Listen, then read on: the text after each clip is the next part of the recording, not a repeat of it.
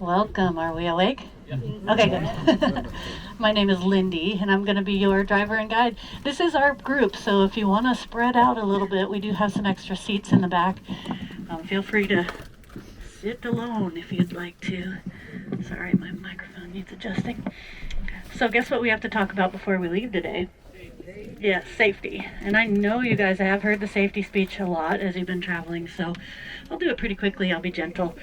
But just like you would on an airplane, kind of look around, locate your emergency exits on board your bus. You've got 3 windows on each side, marked emergency door up at the top. They open with the red lever on the side if we are using them to escape the bus. Now, if you're seated in one of those, you can still open your window, but don't use the red lever. All kinds of bells and whistles will go off in the bus and I'll have a heart attack. There are 2 little black tabs up at the top of the windows, and if you press those black tabs simultaneously towards the center, that's how all these windows go up and down. The back door opens with the red lever, and so do the hatches on the roof.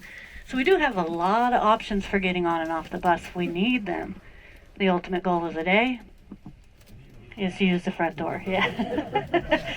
Yeah, but that being said, this is the most dangerous place in the bus, is right here at the top of the stairs. It's really narrow here. They twist and they turn. That bottom step is big, and on a day like today, it might be a little slippery because it's wet, so you guys take your time coming in and out. This is the danger zone. The fire extinguisher is right up front here on the passenger side. The medical bag is in the overhead bin on the passenger side, and the radio is chattering away on the dash, so all safety features of your bus. The most important safety feature is your seatbelt. Seatbelts are attached to the back of your seat, and they come across just like the seatbelt does in your car, and I do highly recommend being belted in today. Most of our trip is on a gravel road. It can be a little bouncy out there, and if we see wildlife, I might have to stop the bus really quickly. I won't hesitate to do that if I know you guys aren't going to levitate up out of your seats. So there you go. That's safety. One other thing I want to let you in on, it's not really a safety issue, but more of a mental health thing. I want you guys all to know, when we get about 4 miles up the park road, your cell phones will go silent.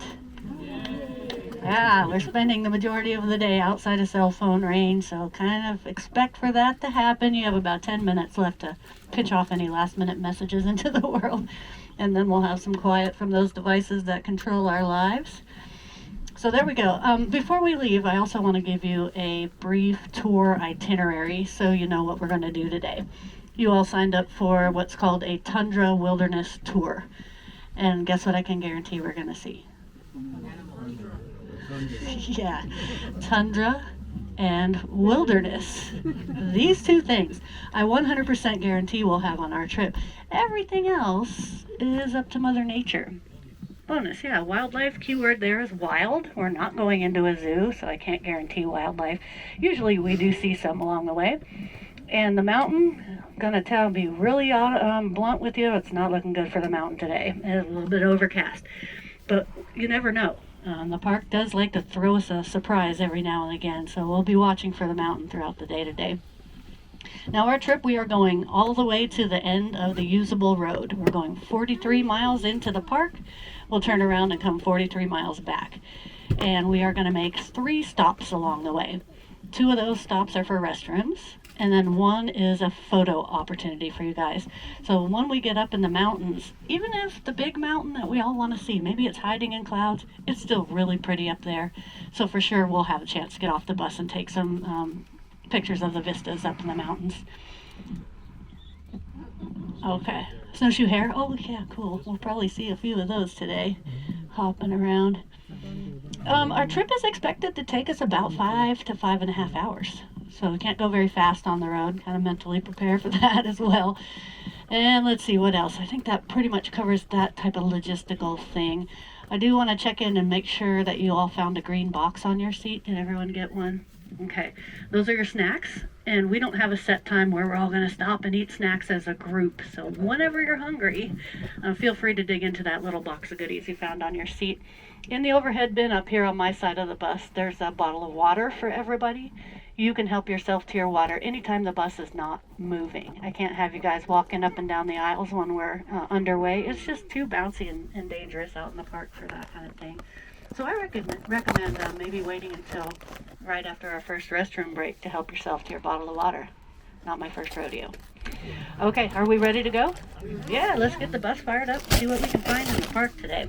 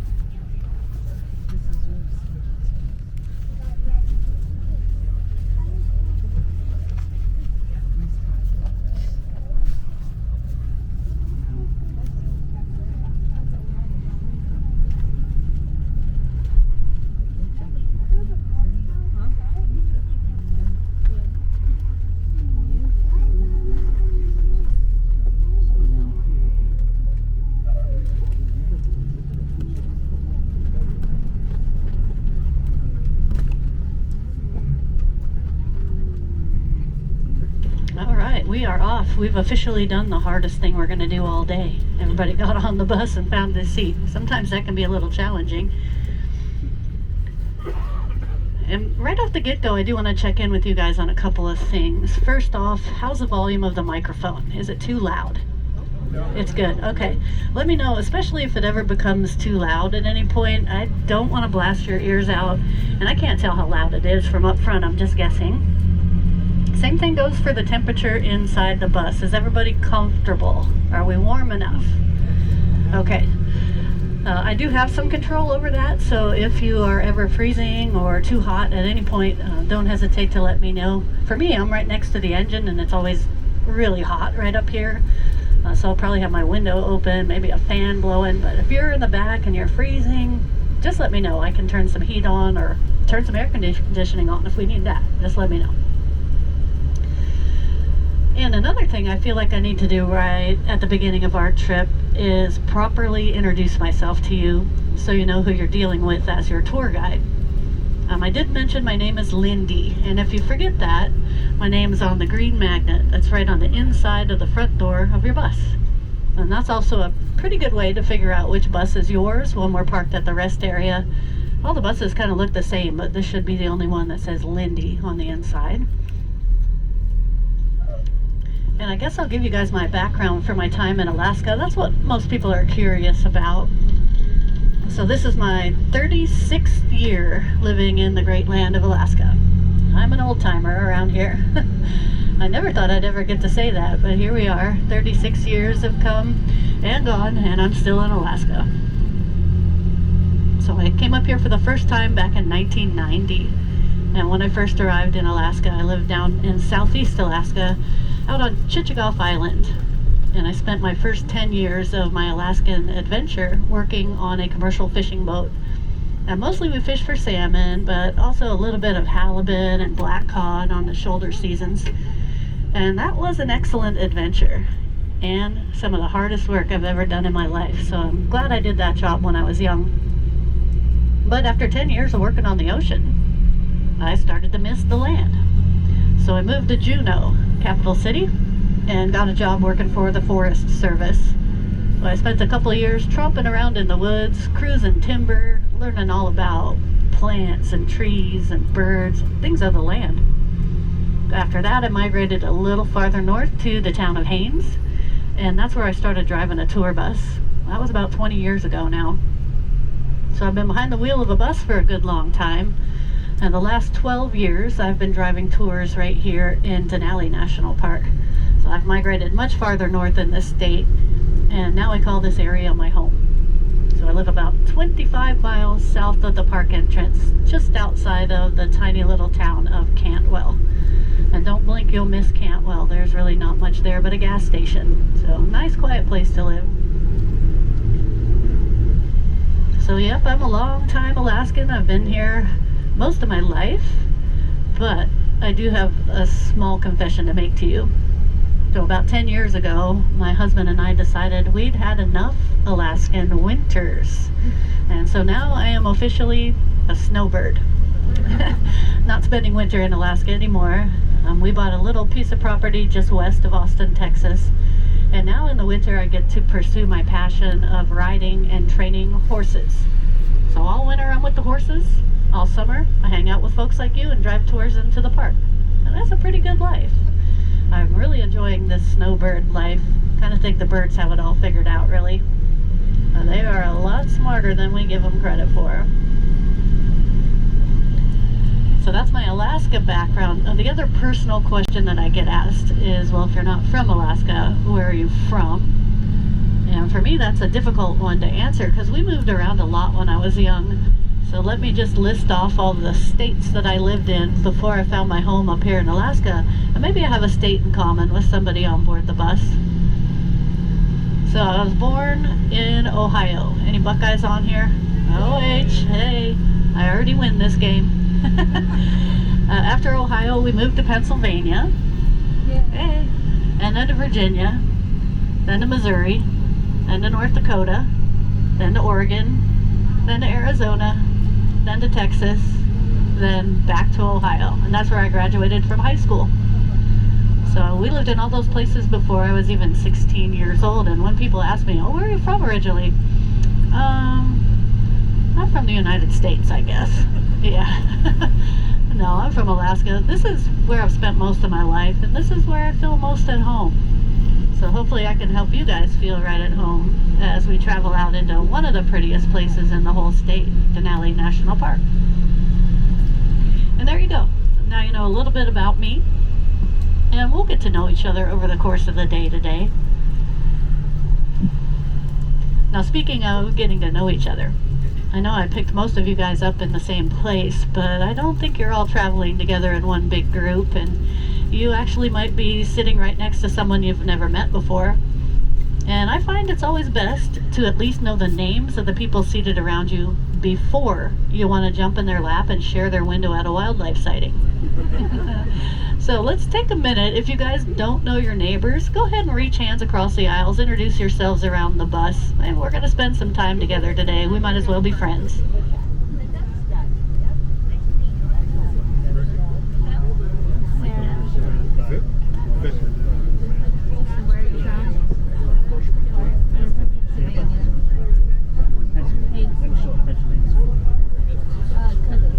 Between Ready and Allentown, you're fairly friendly.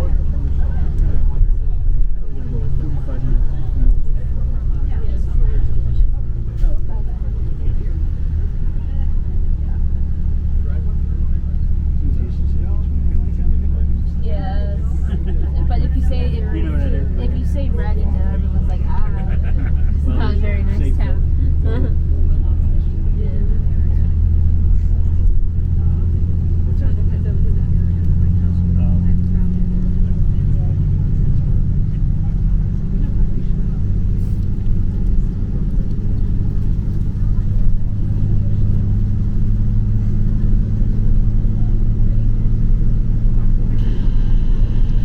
Good to get to know your neighbors a little.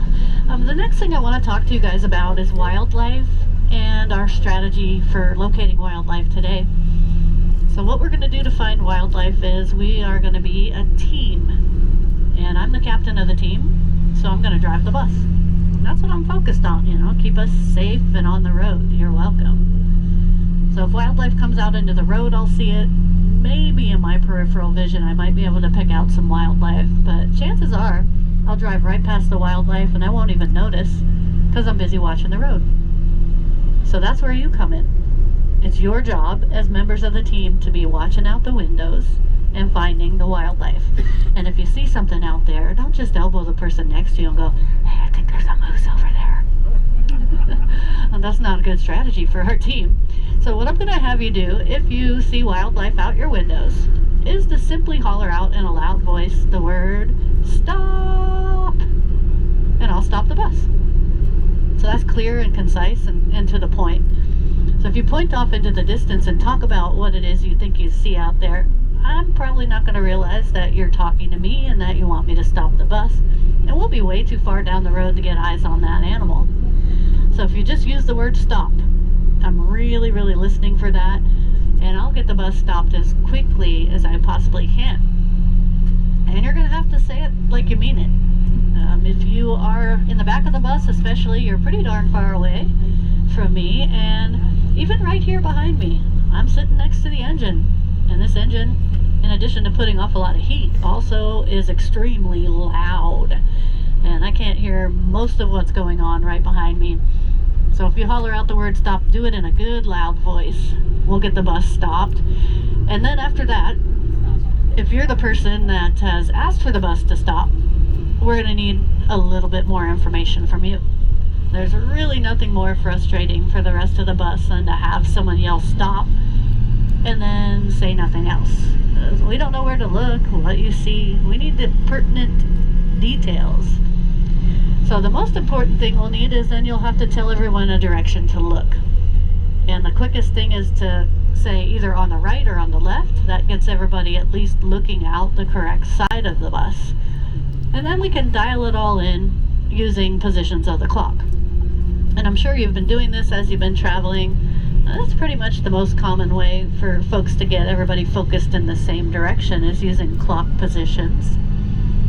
But your clock positions are going to be based on the direction that the bus is facing, not your personal body. That would be kind of confusing. So always out the front window directly ahead of us, that's going to be our 12 o'clock position. 3 o'clock is in the middle of the bus on the right, 6 o'clock directly behind us, and 9 o'clock in the middle of the bus on the left. And that really does help, because it can be hard to see the wildlife here in the park. So at this elevation, we're in the taiga, in the forest. Trees are really, really close together, and the animals can be hiding in amongst the trees very, very easily.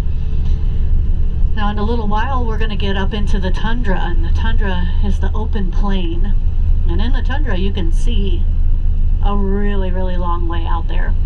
And sometimes the animals are quite a distance out there and hard to see because of that. So that's another part of our teamwork today, is helping each other out. Now, if you can see the wildlife and the people seated around you are struggling, try to help them out. And I'll do the same with this magical loud voice that I've got.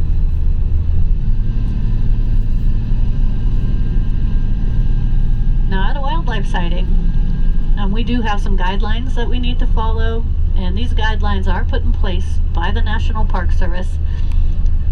The rules are basically about us containing ourselves inside the bus, and that way we don't alter the behavior of any of the animals that we might see today.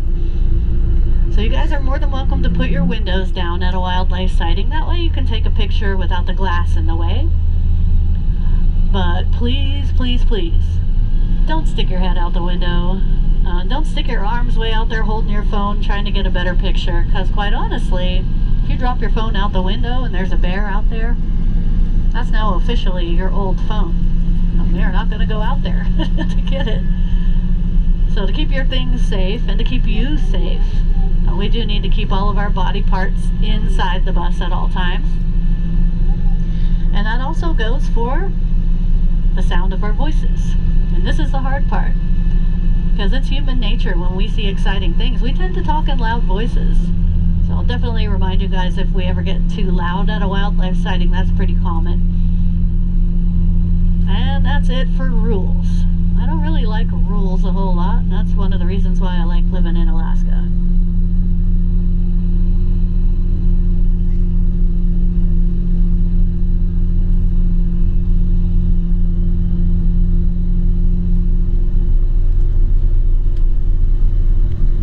Now, just to give you guys an idea of my plan for the narrated portion of our trip, what I'm going to do is I'm going to kind of front load the trip with information. As we are heading out into the park and seeing everything for the first time, I'm going to do an awful lot of talking. I want you guys to know what it is you see out the windows. So we will talk about the plants and the trees. We'll talk about the tundra environment once we get up in there. If we see wildlife, I'll tell you some biology of the animals, tell you some history of the park. I'm just going to talk an awful lot as we are heading out into the park. But if you're ever sitting there thinking to yourself, oh my gosh, is she gonna talk for 5 hours straight? No. No, I won't do that. I've been on that tour. I know it's pretty tedious for everybody. So what I'm gonna do is, on the return part of our trip, I'm gonna give you guys a couple pretty big chunks of time where you can simply kick back and relax and enjoy looking out the windows. I think that is a very, very important part of our day today, is to give you some personal time with the park. So I'm going to hand the microphone over to Denali National Park. I'm going to let the park do the majority of the talking on the return of our trip. But until then, you've got me.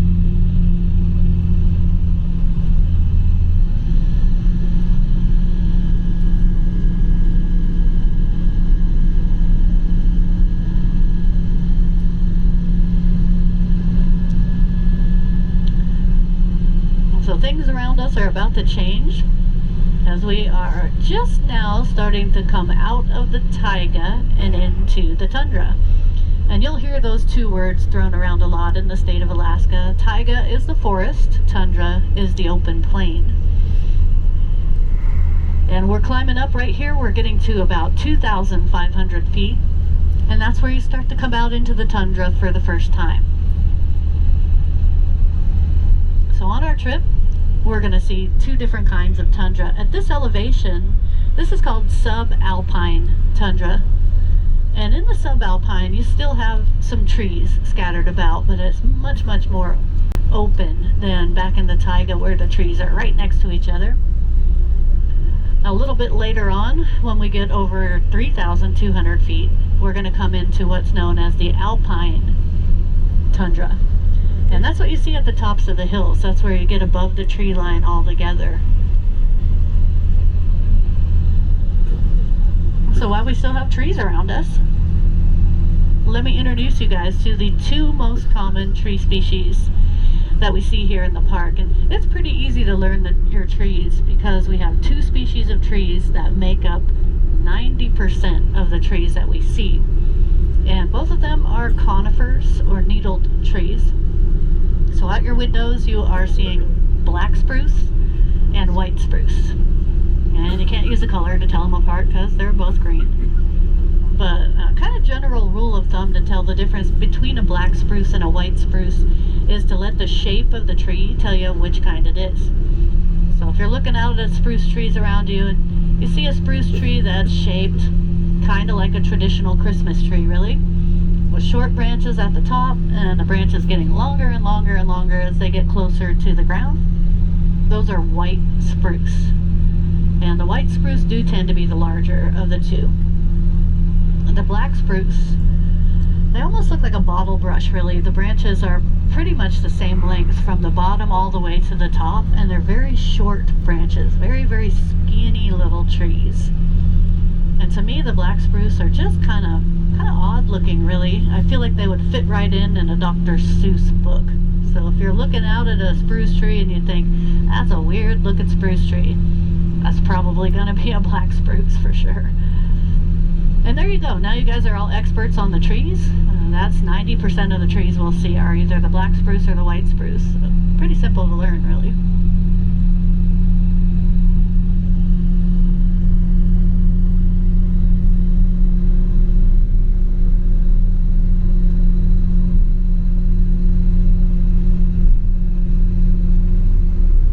Learning the bushes, a little bit more challenging, because we have 17 different varieties of willow bushes that grow here, and I'm not going to teach you 17 varieties of willow. That's a botany class, not a tour.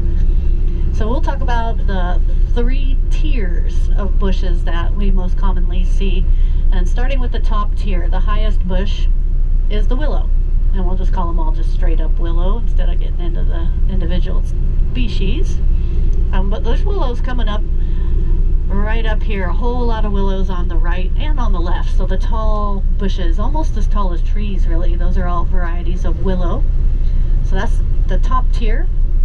The second tier is going to be about waist high, and that's a plant called dwarf birch. And dwarf birch has kind of a nice perfectly a little round leaf on it. And in the fall, when our colors are changing, the dwarf birch changes to kind of a rusty red color, really beautiful up here in the tundra. So that's about waist high, and then the lowest tier of bush is right at your ankle, and that's the blueberry bush. So blueberry bushes are a really low growing bush in this part of Alaska, and we don't have ripe blueberries just yet. That won't happen probably till the end of next month. So those are the bushes, and then covering the ground itself is many different varieties of moss and lichen. And if you were to walk out into the tundra, you might be amazed at how soft and squishy the ground is, and that's because the moss layer can be several feet thick, really. And as you step down on the moss, with every step up, you're going to spring up and down. It's a really interesting sensation, really.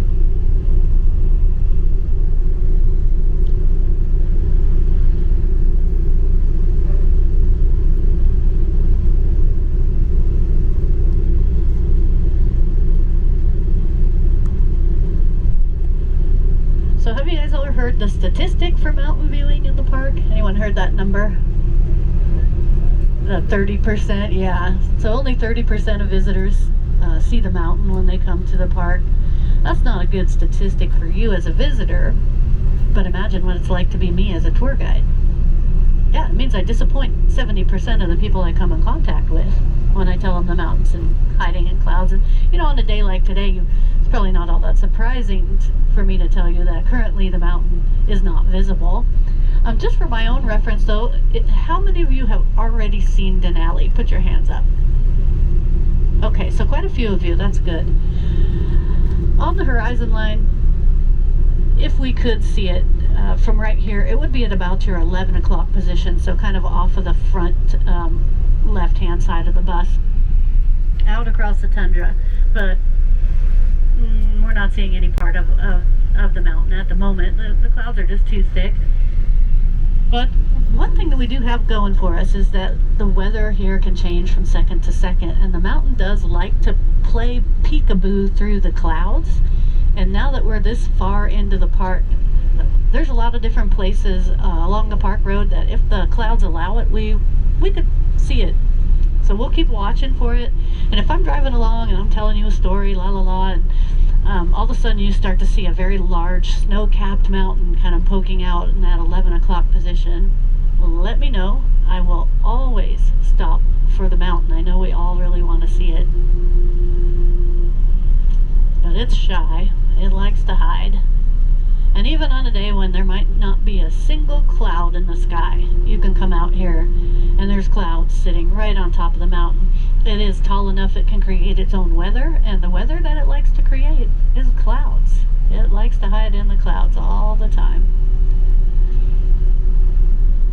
So don't give up. If we don't see it today, I want you to know that there are a lot of other places in the state of Alaska you can potentially see North America's tallest mountain. It doesn't matter if you're going north towards Fairbanks or south towards Anchorage. There's a lot of places along both the highway or the railroad that you could see the mountain. So if we don't see it today, don't lose hope. You still have more chances. And while I'm talking about the mysterious mountain that's hiding in clouds, I do want to kind of address the elephant in the room, the name. I've been kind of dancing around the name of the mountain for the duration of the trip so far. But you guys are probably all aware that just last year the government decided to change the name of the mountain back to Mount McKinley. We're all aware of that, right? Yeah. And so that's the official name. They're going to have to reprint all the maps, make all new t-shirts, and do the textbooks over again. And but that's the official name. And so I do want to talk about the names, because that's not the first time the mountain's name has changed officially. And so let's start all the way back at the beginning. We'll start with the first people who were here, and those people are called the Athabascans. And the Athabascan name for Denali, or for the mountain, is Denali, excuse me. So in the Athabascan language, Denali means the high one, or the great one. That's a pretty good name for North America's tallest mountain, if you ask me. But after the Athabascans, hey, along came the Russians, and Russia had control of Alaska for a number of years. They had an official Russian name for the mountain as well. In Russian, they called it Bolshaya Gora, and that translates to mean the big one. That's also a pretty good name. So where this Mount McKinley came from, it came from a gold miner who was in this area in the late 1860s, and his name was William Dickey. And in addition to being a gold miner, William Dickey was also a journalist, and he wrote articles for the New York Sun, which at that time was a really big newspaper. So when William Dickey was here mining for gold, McKinley was running for president, and one of his campaign promises was that he was going to get the US dollar backed with gold. So he hadn't decided at that time if we were going to use the gold standard or the silver standard to back the dollar. And of course all the gold miners in this area, oh yeah, we want the gold standard, and gold will be worth more. So William Dickey wrote an article, sent it to the New York Sun, and in that article he referred to Denali as Mount McKinley, and that's where that name originated. So McKinley was then elected president, and shortly after that he was assassinated, and at that point the government said, let's make it official, and they did.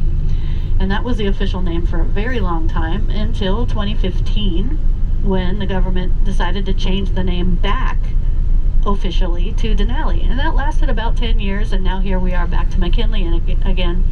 And at this point, you guys, the whole thing just seems a little bit silly. So what we're going to do as far as the mountain's name goes, you can call it whichever name you prefer. If you want to call it Mount McKinley, you should. That's the official name. If you want to call it Denali, go ahead. That's the name most Alaskans prefer. If you want to call it Bolshaya Gora, I like that. I respect that. What I'm going to call it is what all the local people around here refer to it as, and that is simply the mountain, capital M. And that way I don't step on anybody's political toesies, because people seem to have passionate opinions about the name of the mountain for some reason. So there you go. Call it whichever name you like, and that's all I have to say about that.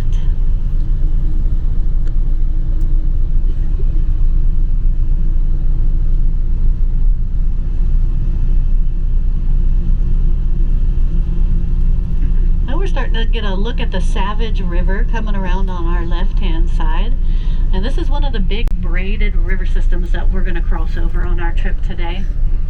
So with the braided river, what you're going to see down there, there's a whole lot more river bed than river water. So a lot of sand and silt and gravel, and then the river itself is going to be running in multiple channels of water, and those channels are typically not very deep or very wide, and they kind of crisscross back and forth over themselves, forming a braid.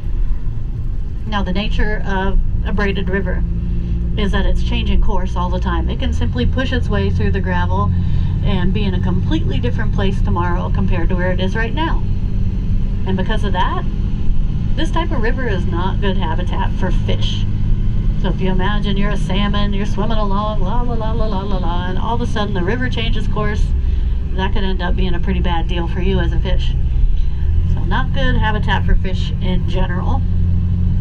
And yeah, that means there's not going to be grizzly bears down there pulling fish out of the water like what you might imagine. I think everybody thinks that every stream in Alaska is going to have salmon and grizzly bears, and that certainly is not the case here in the park. That doesn't mean that you won't see bears down there. These big, wide, open river valleys, great place to watch for wildlife. Because they don't eat salmon, the grizzly bears in the park, about 80% of their diet is vegetation.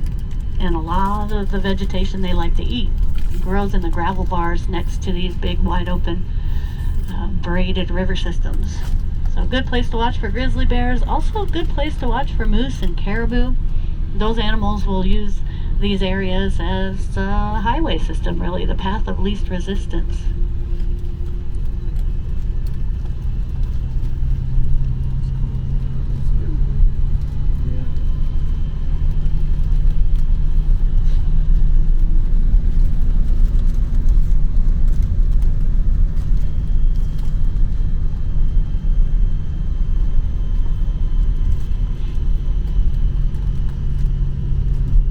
just up ahead, our trip is going to change a little bit. And we're going to cross over the Savage River Bridge. And when we get on the other side, we'll get onto the part of the park road where traffic is pretty heavily restricted. So visitors are welcome to drive their personal cars this first 15 miles. But on the other side, primarily we're just going to have bus traffic. We might see some Park Service vehicles out here or some work trucks. We do have a big project going on. We might see a camper, like the one in front of us, heading out to the Teklenika campground. So if you have a campsite reserved out there, you can get a permit to drive to your campsite. But mostly we're just going to see bus traffic over here.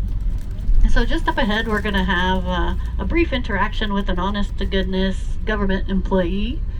So I don't work for the government, I work for the concessionaire of the park, and that means I don't get to wear that incredible park ranger hat that they have. I'm kind of jealous of the hat, I'll admit it. It's a good hat. Yep.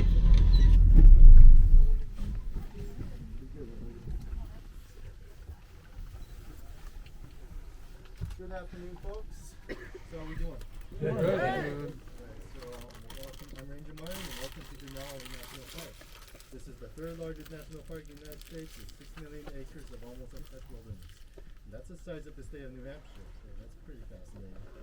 It is home to all kinds of wildlife, breathtaking scenery, and the tallest mountain in North America itself, Mount McKinley, standing at 20,310 feet tall. So you guys will see amazing things. It will be as exciting as a Van Halen concert. If you have any questions, don't ask your bus driver because she is smart and she is awesome and she did not pay me to tell you that. Thank you.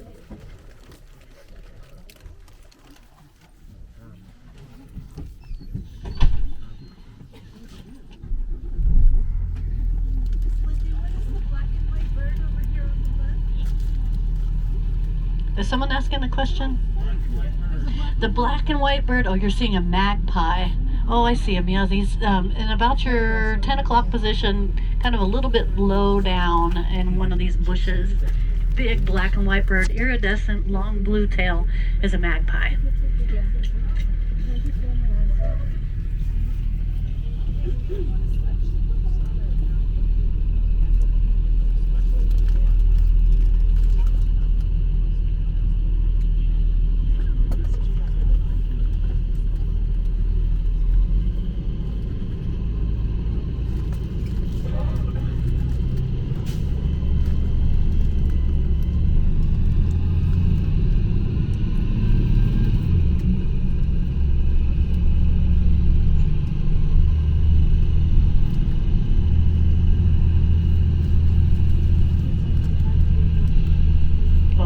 Ready for the adventure section of our trip, everybody? Yeah, so we're leaving behind private cars. We're also about to leave behind the pavement. And we will spend the rest of our trip out on the gravel road.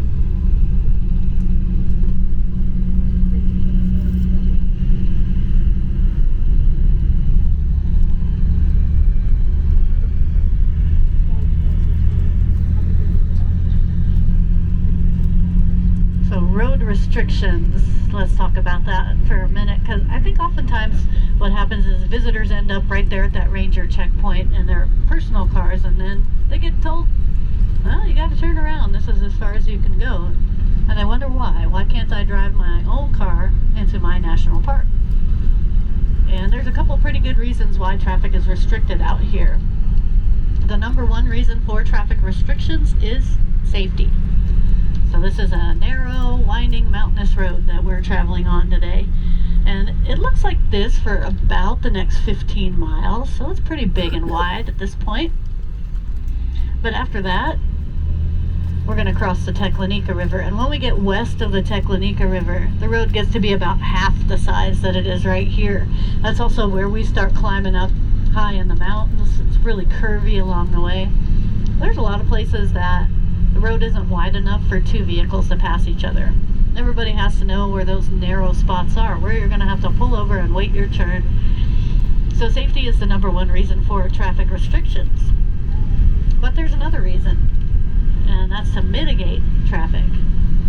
So how many of you guys have been in a national park and gotten into a gigantic traffic jam? Oh yeah, it happens. I mean, we love our national parks, and they get hundreds, some of them even thousands, millions of visitors, some of them, and they tend to get a little overcrowded. So here in Denali, we actually started using the bus system all the way back in 1972, and we did that for safety, but also to help preserve the wilderness feel of this park by having less traffic out here. And buses, yeah, we'll see a lot of buses. But some food for thought as far as that goes is that a typical bus has about 50 passengers on board. So if you divided those 50 passengers up into couples, put them in their own cars, that means every single bus we see, we could instead see 25 vehicles. So here comes 25 vehicles right here, or one bus. I think it works really well, but you know, obviously I'm going to be an advocate for the bus system because I get the world's best job out of the deal. I get to come out here every day with folks just like you, and every day is a different day in the park, and every single day something spectacular happens out here. So thanks for the awesome job. I really appreciate it. I love my job a lot.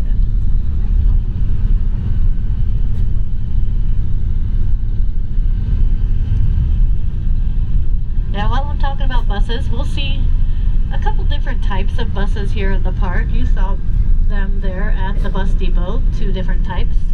If you see a bus that looks like yours, the tan and white colored bus, that indicates that that is a tour bus. And we only have 2 different tours going into the park this year. We've got the Tundra Wilderness Tour that you chose, so going 43 miles into the park and 43 miles out. The other option for tours is to take the Denali Natural History Tour. And the Natural History Tour buses, they turn around just up at the top of this next hill on the left. So they go 17 miles into the park. But they make a couple of stops along the way that we don't make. And it's also a nice tour. I really like it. So if you have time tomorrow, the Natural History Tour is a whole different experience. So those are your tour options. The other option for getting into the park is to ride a transit bus. And the transit buses, we'll see them out here. They're Kelly green colored buses. And that's typically how hikers and campers get out into the park. Those transit buses, they kind of run like a city bus where they've got specific bus stops that they stop at certain times of the day to drop people off and pick people up.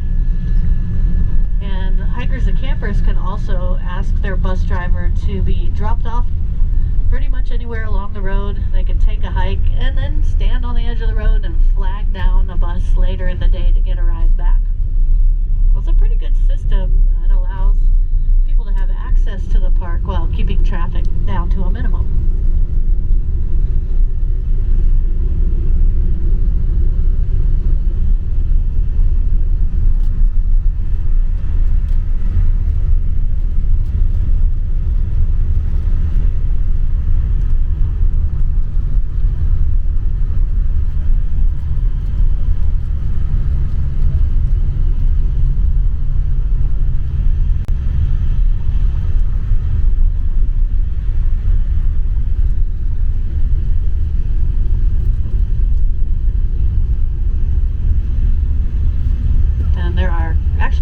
Things about Denali National Park that are a little bit different from other national parks. I think the bus system is probably the most obvious difference, but also the way you hike in this park can be pretty different as well. So once we crossed over the Savage River Bridge, we left behind the pavement, left behind private cars. We've also left behind all the established trails.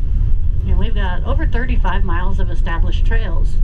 So if you want to hike on a trail, you can. All those trails leave from the paved part of the road so that anybody who comes here can access the trailheads. Once you come out into this part of the park, this is what's called the back country of the park.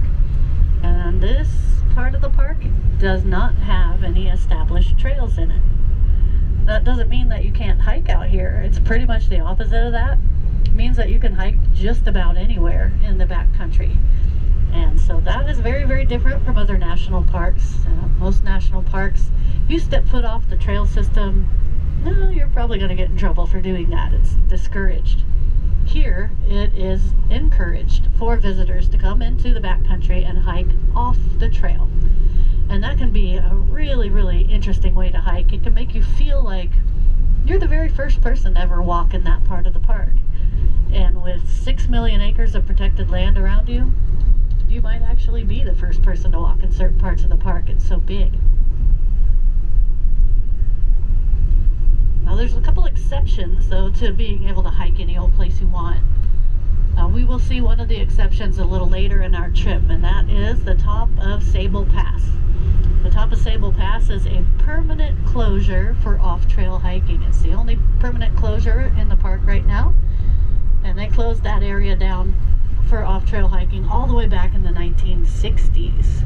And they did that in an effort to keep some of the park exclusively for the wildlife. And also, as we drive through that part of the park, we can be 100% sure that we're not going to see any signs of humanity on the landscape. So that's the only permanent closure. Park Service will also do temporary closures if they find what they call critical wildlife habitat. And that critical wildlife habitat would include like a nesting site. We do have some golden eagle nests in the park, and currently have one area that's got one of those temporary closures around it, surrounding a goshawk's nest. And I don't know if you guys know about goshawks, but if you get too close to a goshawk's nest, that bird's going to attack your head. And they've got talons, and they can do some damage. So that's a pretty good reason to close down an area around that type of thing. If they find a wolf den or a fox den that's being used, they will certainly close an area down around that so people don't hike up and stick their face in a wolf den. Or maybe it's a spot where a bear has killed a moose calf and is eating it. Earlier this year they had to close down a campground in the park because a bear had decided that was a really good place to snack on a moose calf. You certainly don't want to get too close to that type of activity. But other than those examples, you can hike almost anywhere in this park, off trail, and that is a really, really neat thing.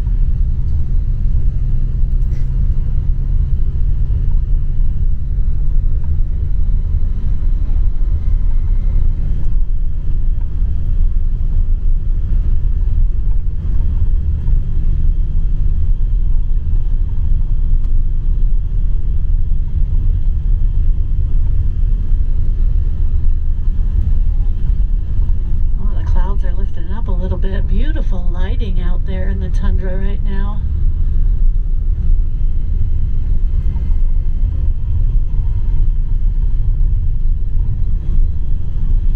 So most of the time when people come to Denali National Park, I think that they imagine that the park was created to preserve North America's tallest mountain.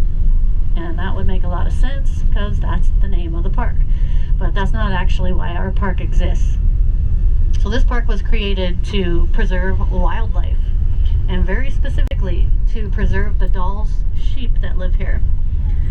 And as we're getting further out into the park and higher into the mountains, we're going to start to get into some pretty good habitat for those Dall sheep. So we'll start looking for little white dots up on the hillsides. The Dall sheep are the only sheep that are wild and pure white in color. So right now, this time of year, when we still have some snow up there, it can be pretty easy to confuse a Dall sheep with a patch of snow. But if your patch of snow decides to move, then you know for sure you're looking at a Dall sheep. So the reason that it happened, the reason it all went down, is that back in 1906, a guy named Charles Sheldon came up here. And Charles Sheldon was a big game hunter. He had traveled all around the world hunting different types of wild sheep, and he heard about the white sheep up here in Alaska, and he wanted to come up here and do a little bit of sheep hunting.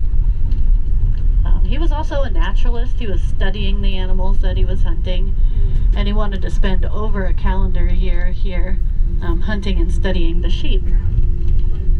Now, Charles Sheldon was from the east coast of the U.S., and so he knew he probably didn't really have the skills that it would take to survive a winter in the Alaskan bush. So he had the good sense to hire a guide to help him out. And he hired a man named Harry Karstens to be his guide. That was a good choice. Harry Karstens was very, very well known in this area as being an excellent outdoorsman, and he was really good at getting around in the wintertime because he was an avid dog musher. So good guide to choose. Now the two of them went about 50 miles from where we are right here. They went to the banks of the Toklat River, built a little log cabin out there, and spent over a year hunting and studying the Dall sheep. But while they were out there, they realized pretty quickly they were not the only ones hunting the sheep. And in fact, they were seeing a mass slaughter of the Dall sheep. The reason that was going on, there was a gold rush. So that gold rush was happening at a place called Kantishna.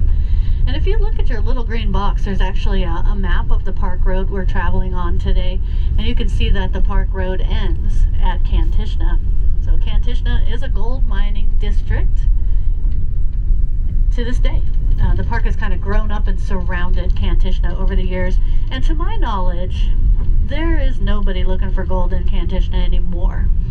But in the early 1900s, there were hundreds of miners out there looking for gold.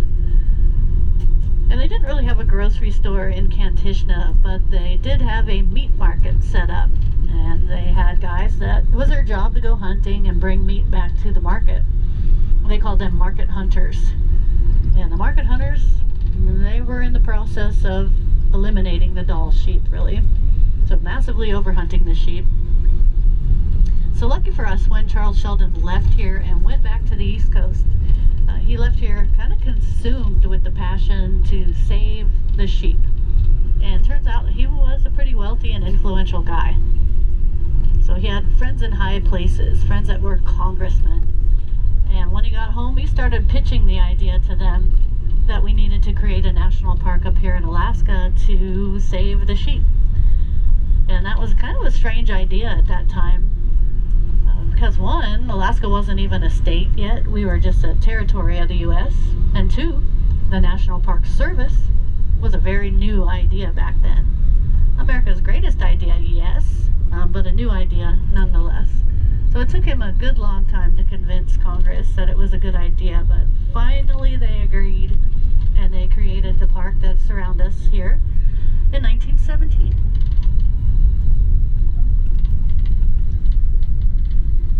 Well. We're going to stop here just for a couple minutes, just to explain what we're doing. You can see this little sign on the edge of the road on our right in the 1 o'clock position. It says sheep crossing on it. And the first 10 minutes of every hour, there's no traffic allowed through this next, it's probably about 3/4 of a mile. We got here just a couple minutes too early, so we're going to have to kind of sit here until that 10-minute mark, and then we'll be able to continue on. And there's 2 of these sheep crossing areas in the park. And do the sheep know what time it is? No. No, they don't. But the idea is if they build 10 minutes into every hour with no traffic in this section of the road, if the sheep are waiting to cross the road, then they will take advantage of that time. And I've actually seen sheep cross the road right here.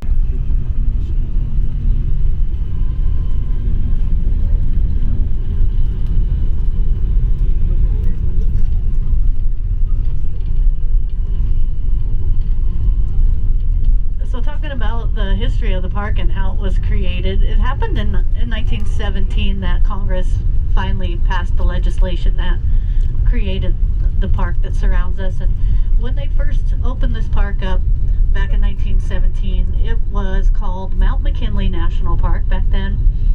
and it was about 2 million acres in size.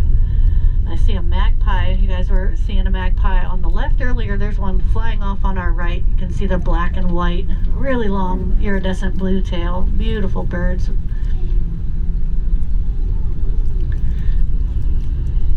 So yeah, Mount McKinley National Park, 2 million acres. That was the original national park, and that's what we're going to be driving through on our trip today, is part of the original park. But you know, over the years, a lot of things have changed here. The biggest changes to the park happened in 1980. That's when they decided to change the name of the park from Mount McKinley National Park to Denali National Park. So here we go with the name changing again. And we still are Denali National Park to this day.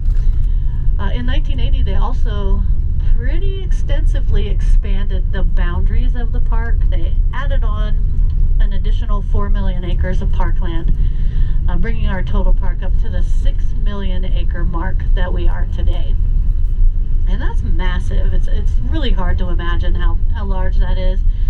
And the park ranger, I think, likened it to New Hampshire. It's also very similar to the state of Vermont. So either one of those New England states are about that same size. So pretty big. A little bit of a population difference here, yes. But about that same size. But back in 1917, when the park was opened, nothing much happened here for the first several years. At that point, it was lines drawn on a map. It was still kind of just a big idea. They didn't pass a budget for the park until 1921. And when they did that, then they could hire their first employee.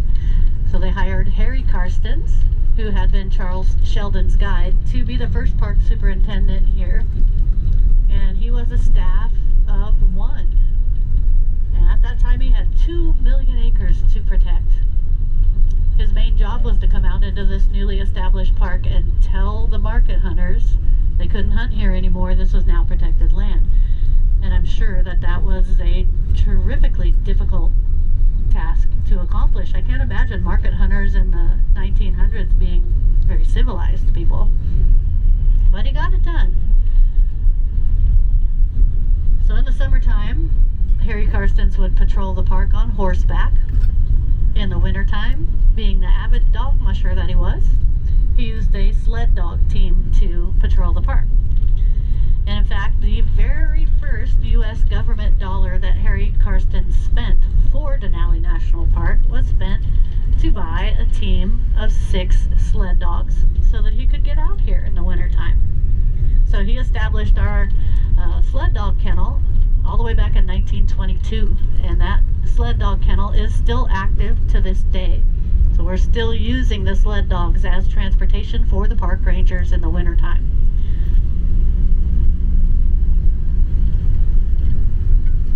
So if you take a quick look here on the left-hand side, you're going to see a little log cabin in the woods. And this is a ranger patrol cabin. So we're going to pass by 3 of these little ranger patrol cabins on our route today. They're used in the wintertime by the park rangers when they are traveling around in the park using the dog teams to get out here. Since they're using the sled dogs, they don't tend to come into the park for just a day at a time. They would never really get all that far out into the park itself. So usually they're out here for a couple weeks at a time. And it gets pretty darn cold here in the wintertime. So there's a cabin like the one we just passed about every 10 miles, farther and farther and farther out into the park. And those are used by the human park rangers at night when they build a big fire in the wood stove and have a place to get out of the weather. The sled dogs, they don't want to go inside. They are perfectly happy outside into temperatures as low as 40 degrees below zero. So those sled dogs are highly adapted to cold. We people, not so much. So nice for the rangers to have a place to get out of the weather. Now in modern days, the park rangers are not having to do the same job that Harry Karstens had to do. So market hunting, poaching of animals in the park, that's a thing of the past. That doesn't happen anymore. So they're doing a variety of things with the sled dog teams. And one of the things that they do most is they are assisting the scientists that work for Denali Park. So our park is a living laboratory. And there's a lot of different scientific studies being done here in the park. A lot of those studies happen in the wintertime. So they're hauling heavy gear for the scientists, using the dog teams. They're also hauling the scientists themselves out to their remote study plots using the dog teams to do that. Another thing they do with the dogs is they break a trail for visitors to use, because the park is open year-round. But the road that we're traveling on is not. Now, this road gets a little too dangerous to drive around on as soon as it starts to snow. So usually about the beginning of October, Park Service is going to close the road for the winter, and we become a non-motorized park in the winter time.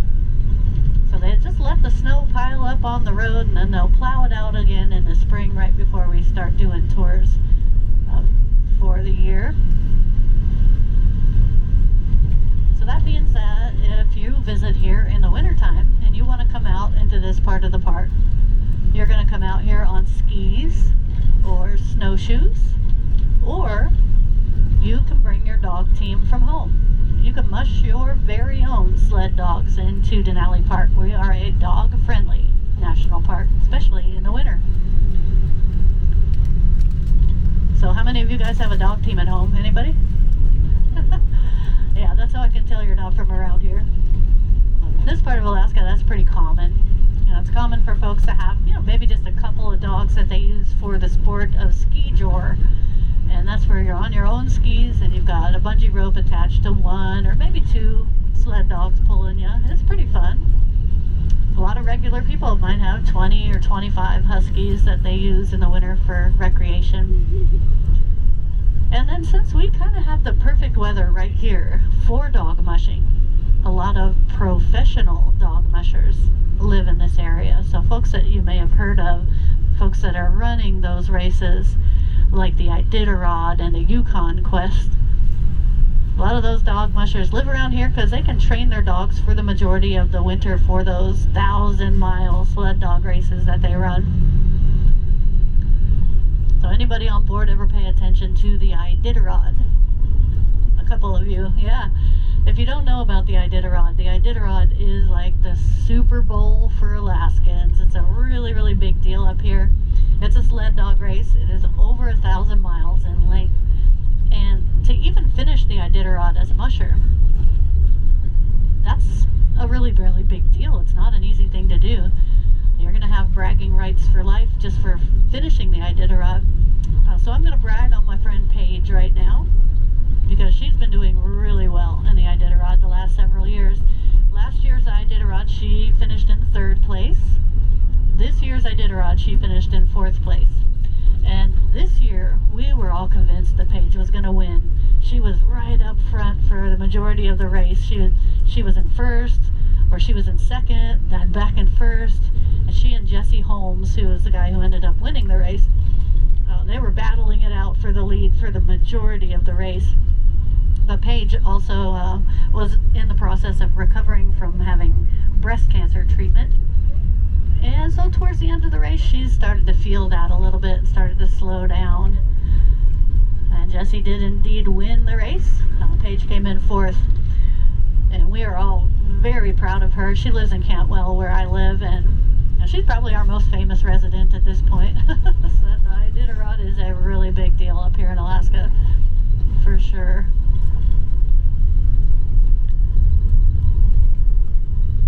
So the type of sled dogs that we have in the park, they're not racing style dogs like what Paige has. She was telling me the other day, when they're training, they typically go about 150 miles a day with the dogs, just to get them in shape. The dogs that we have here in the park are more of a heavy setting, freighting style dog. So they're heavier. They don't necessarily go long distances really fast like an Iditarod dog does, but they can pull heavy weight. So the dogs that we have here in the park, a team of 6 sled dogs can pull the weight of the sled, which is not a small thing, the weight of the ranger, and 600 additional pounds. And they might hook up as many as 16 dogs to a sled if they're pulling something really heavy out into the park. A big part of the tradition here in Denali is our sled dog teams.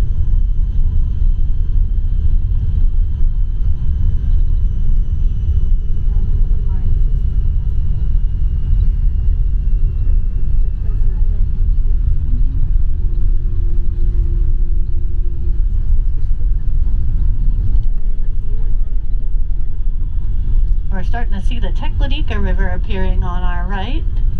And this is a discovery hike group standing on the edge of the road there with their ranger.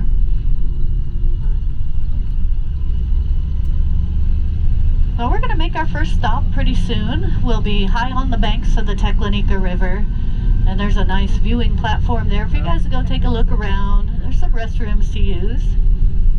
And since we're going to be spending a little bit of time off the bus at the rest area, I need to go over some protocol with you guys on what do we do if we're off the bus and we see wildlife. And the two animals that are most likely to kind of wander into a rest area are either bears or moose. And out of those, which do you think is the most dangerous? Yeah, I hear it. It's moose. So we'll talk moose protocol first. I do really quickly want to tell you my moose story, and then we'll get right into the protocol, because the moose story is pretty fresh in my mind. Just happened last week. So it was pretty early in the morning, and I had just gotten out of bed, and I've got a little Jack Russell Terrier at home. Yeah, so I let her out to take care of her morning business, and while she was outside, I jumped in the shower. And when I got out of the shower, I could hear my little dog outside barking. Yap, yap, yap, yap, yap, yap, yap, yap, yap. Not unusual. So I went outside to get her. And when I got out in the yard, she is face to face with a moose. And she is barking at that moose, and if you guys know anything about Jack Russells, you know, she's not going to back down from the moose. The moose was starting to get pretty upset, and it was getting ready to stomp on my little dog. And so I kind of lost my mind a little, yelled at the moose, waved my arms at the moose, and pretty soon the moose is no longer looking at my dog. She's looking right at me. Mistakes were made. She came charging across the yard. I don't think I've ever seen anything move that fast. And so I ran and I got behind my car in the driveway. Pretty soon here comes a moose around the car. So I ran around the car again. And then pretty soon it's me running around the car. The moose is chasing me around the car. And the tiny little Jack Russell is chasing the moose around the car. And I wish I had one of those Ring cameras so I could have gotten this on video, because it must have looked ridiculous. You guys, I had just gotten out of the shower. I was wearing my pink fluffy bathrobe and my slippers. I'm glad no one saw me. At any rate, we ran around the car several times, and finally the circle is small enough that I caught up to the dog, and I scooped her up, and we ran back inside, and everything was fine. Nobody was hurt. My heart rate did get a little high. But here's my question to you. Was I wrong to run from the moose? Nope. I wasn't. That's actually what you're supposed to do if a moose is acting aggressively like that towards you. So our protocol, let's say we're off the bus at the rest area and a moose wanders in. The first thing that you should do is try to put something solid in between yourself and the moose, like I did with the car. And I don't mean me, I'm not that solid. So use like a tree, an interpretive sign, a garbage can, you know, something you can use as a blockade. And then just wait, because typically, a moose doesn't chase. They lose interest, you know. So we'll just stay behind something. Now, if you are near the door of a bus and any type of wildlife comes into the rest area, you know, the smartest thing to do is get on the bus.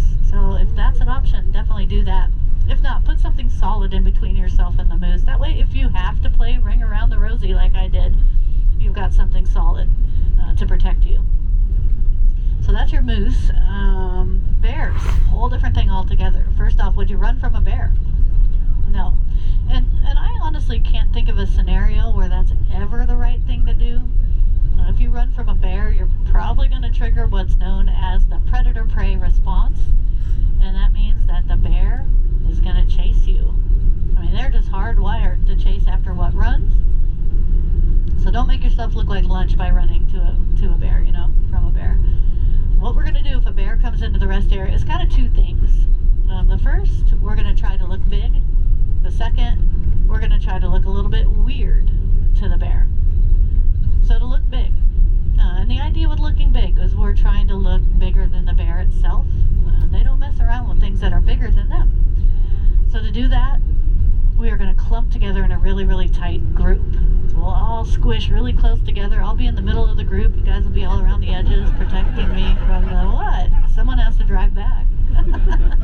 I'm kidding. Now, getting in a group makes us look big to enhance our size. We'll hold our arms up over our heads, and then to make ourselves look a little bit weird to the bear, we'll slowly wave our arms back and forth.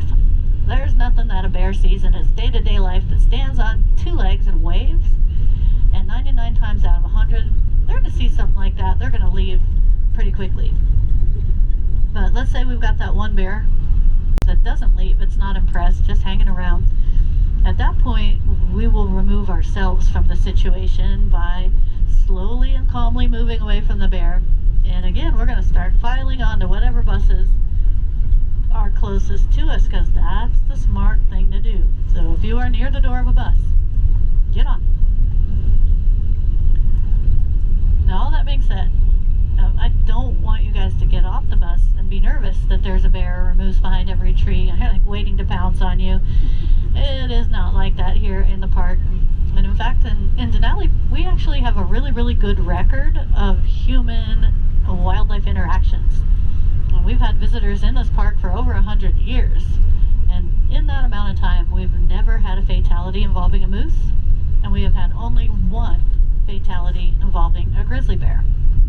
That's a really, really good record. Now, you won't find a record like that in other national parks that have large, dangerous wildlife.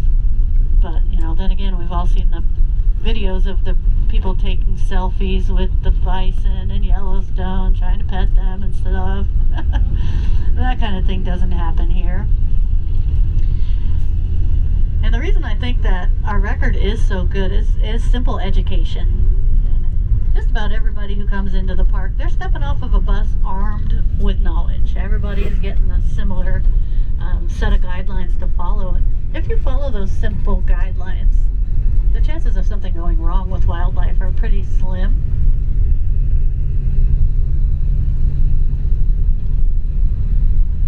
So something else we can do to help keep the wildlife wild is I'm going to ask that you guys keep all of your food on board the bus. We'll do all of our eating on board the bus as well. Like I said earlier, we don't have a set time where we're all going to have a picnic together. Anytime you're hungry, feel free to dig into that little box of goodies you found on your seat. But please do all your eating on board the bus. That way we're not dropping a trail of crumbs that might actually attract wildlife to the rest areas. Taking your water off the bus is fine. That's not going to attract any wildlife. So don't forget, you do have a bottle of water. It's located right up here on my side of the bus in the overhead bin. So you can help yourself to your water either as you get off the bus or as you get back on the bus. It's up there for you. And then as far as getting rid of all that stuff, garbage and recycling and all that fun stuff, I do have a couple recycle bags and a garbage bag on board the bus. I don't really have anywhere I can set that up for the duration of the trip. So what we're going to do with garbage and recycling is we're going to make that into a big group event, and we will do all of our garbage and recycling together on the return. So until then, you can keep it in the overhead bin, and we'll get around to cleaning up the bus a little bit later in the day.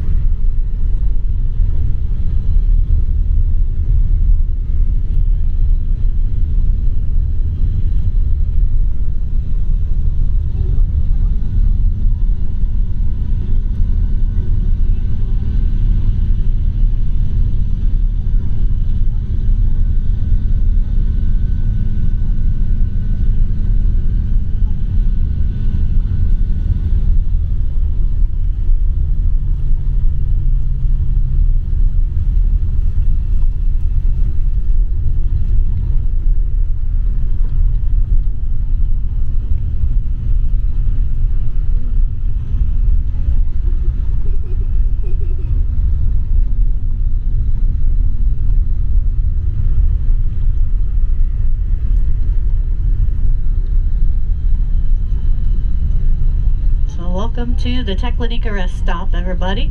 And what we're going to do here, we'll take a 10-minute break. So as you get off the bus, check your watch or your phone, whatever you're keeping time with, and then make sure you're back within that 10-minute time frame. That should be plenty enough time to take a look around and use the facilities. It is sprinkling a little bit, so if you have a raincoat, you're going to want to bring that with you.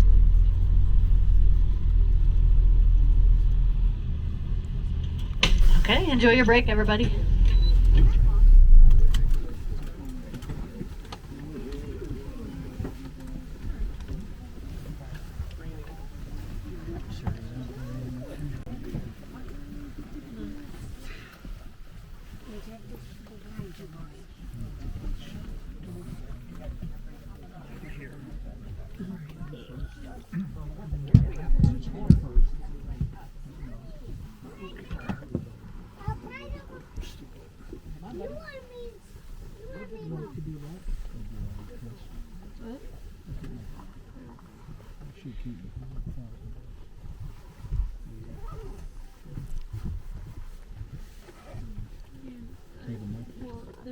There's an outlook over there if you want to like look at them. Yeah.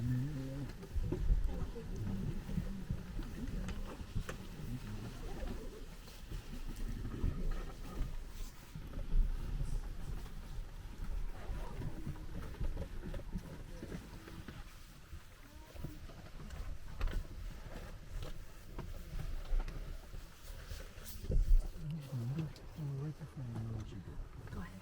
That's good. I'm just like through here. Yeah.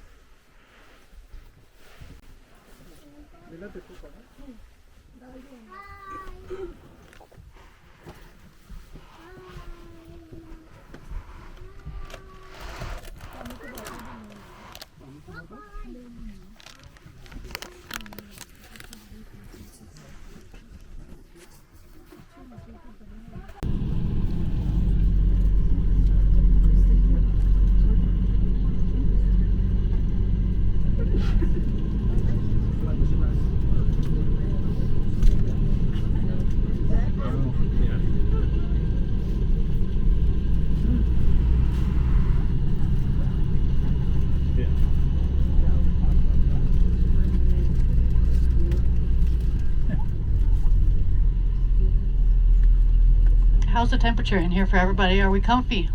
We're comfy. Okay, good. Just checking. It's a little chilly outside today.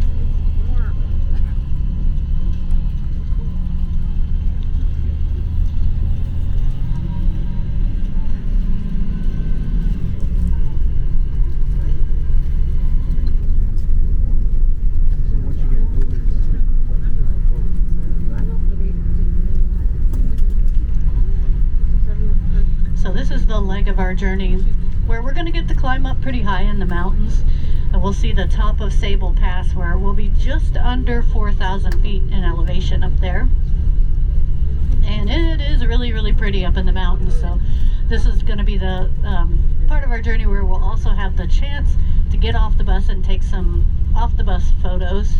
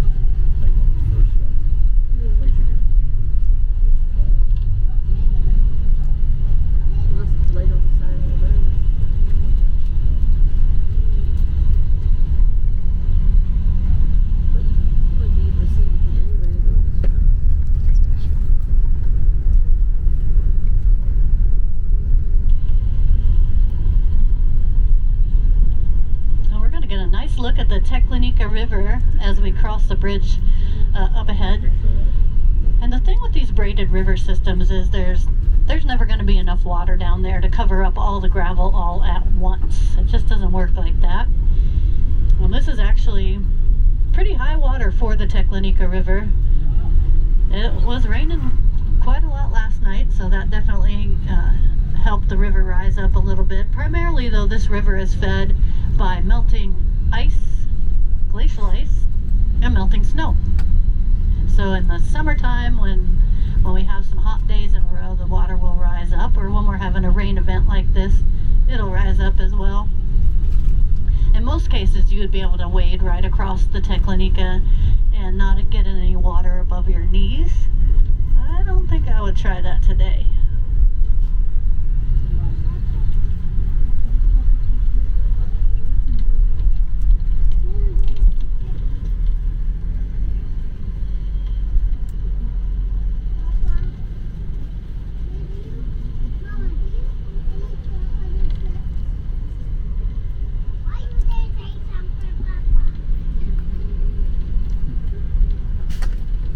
So Teclanica, it's an Athabascan word, just like Denali. Denali means the high one or the great one. And Teclanica translates to mean water amulet river. So you can think about the river behind us as being a lucky charm for the native people that used to pass through here on hunting trips. And as far as we know, there was never a permanent village anywhere within the boundaries of the national park. But this was a traditional hunting ground for the native people for many thousands of years. And what the Athabascans would do when they were hunting is they would seek out a place just like that viewing platform where we just were, a spot where you can hang out and could see for a really long distance. And then they would just wait. They would wait for the animals to come along, taking the path of least resistance and using those big river valleys as the highway. So while the native people waited, they left behind a lot of archaeological evidence that they had been there. So they had campfires and they sharpened their weapons and made tools. And there's hundreds of archaeological sites located just on the banks of the Teklenika River. But oddly enough, the oldest artifact ever found in the park wasn't found by an archaeologist at all. It was found by a 5-year-old boy. Yep, he and his mom were right down by the Teklenika River, right by the water. They were skipping rocks across the water, just having fun.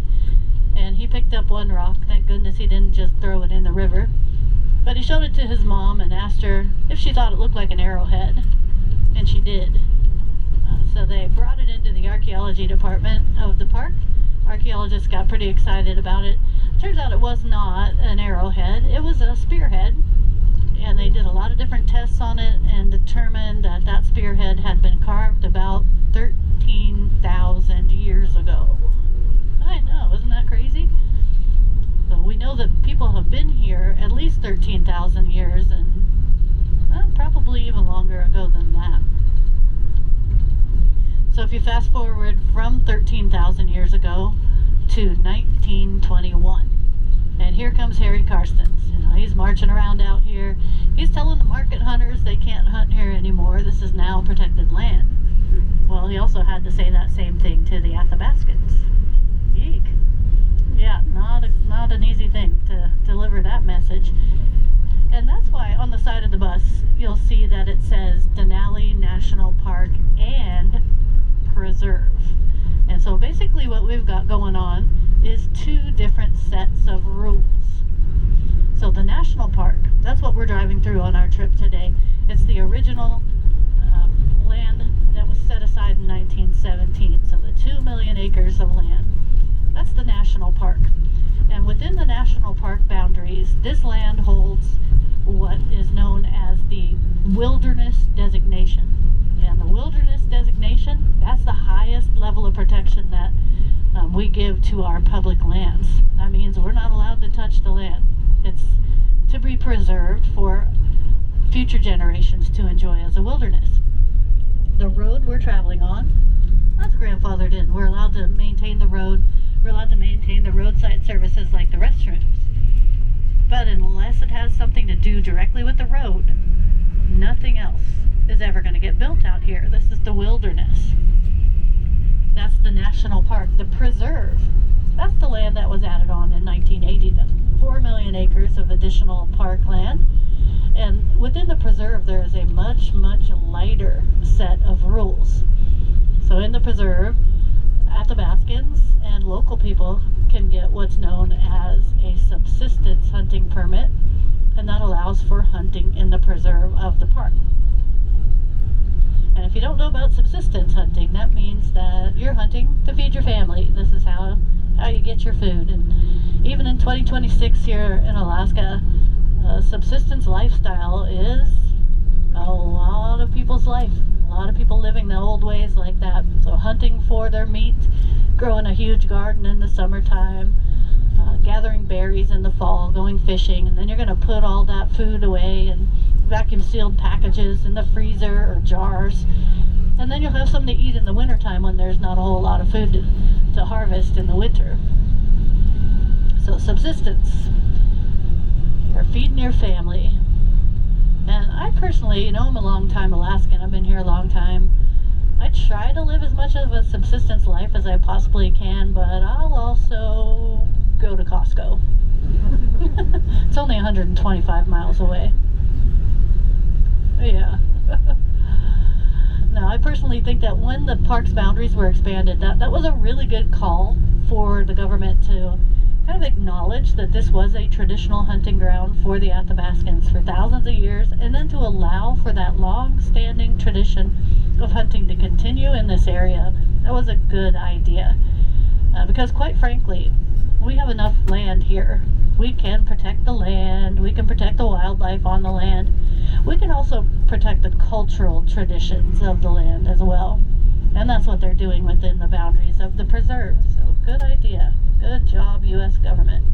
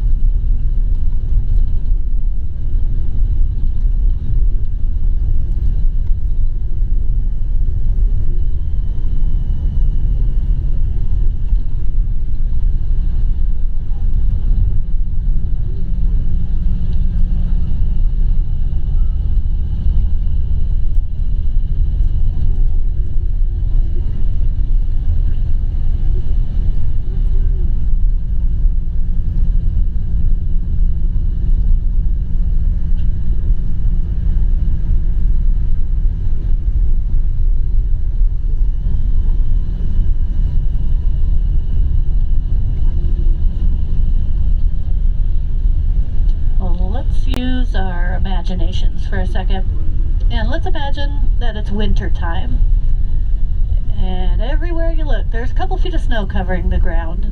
That would be pretty normal for us here. We typically get about 80 inches of snow in the winter time, so usually there's a couple feet of snow on the ground. And let's imagine that we're park rangers and we're standing on the runners of our dog sleds. We're mushing our teams of huskies out into the park, and we've been mushing since that last cabin that we passed back by the Sanctuary River. So probably about 6 hours at this point. And let's say it's 25 degrees below zero, and I'll be gentle, the wind is only blowing 15 miles an hour. So at this point, we're probably starting to get a little bit cold, a little tired, hungry, all the things. And we come around this next corner.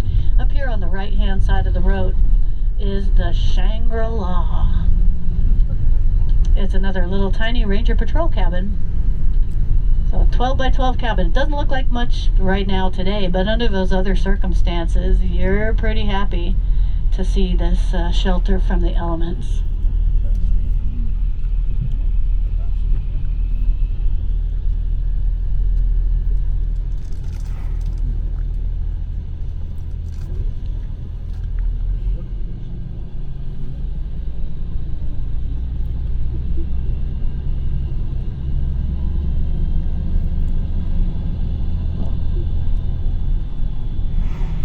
So we're about to cross Igloo Creek, and if you look down on the right, you can still see a few patches of ice on the edge of the river. And all the rivers and streams in the park will freeze in the wintertime and then thaw out again in the summer.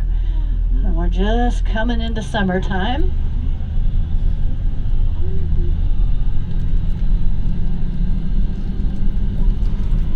So Igloo Creek behind us, this area that we're about to drive through is called Igloo Canyon. And when I say igloo, you guys probably all imagine the same thing in your head. You got the little dome made out of blocks of ice. And yeah, that certainly is an igloo. But igloo is a native word that means home. And so your igloo can be made out of blocks of ice, or it could be that little log cabin we just passed. It could be a brick house in Michigan, it doesn't matter. It just means home. And now that we're getting into the mountains, this is oftentimes the home for the Dall sheep. So you guys should really start watching on the mountainsides and see if you can find any little white dots up there. The Dall sheep are pure white in color, and typically they like to be on or near a cliff face. They might be in a patch of green. They do have to eat, and they eat moss and lichen up there in the high hills.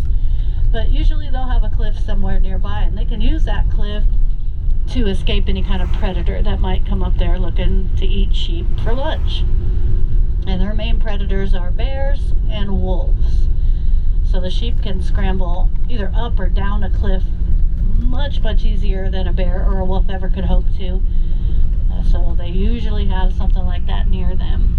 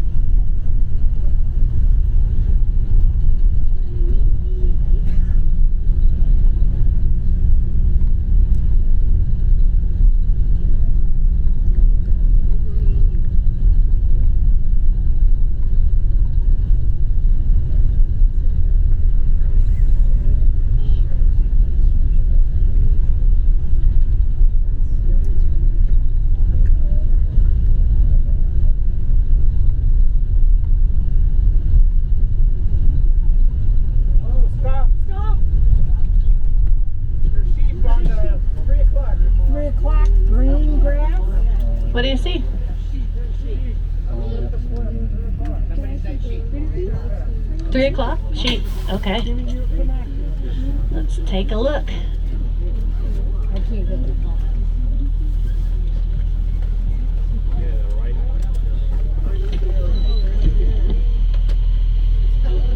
Oh yeah, there's a whole bunch of them.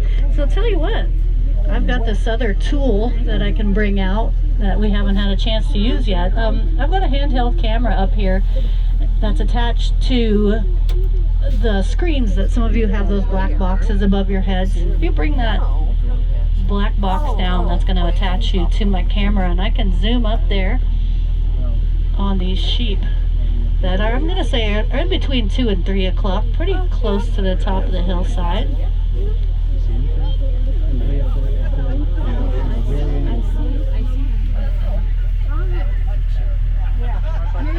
Look at that, you can actually see their sheep. Yeah, the camera is pretty amazing. I will pull it out any chance I get. So this is a group of females and babies. You can see the little ones in the middle. The ones that are lying down are lambs.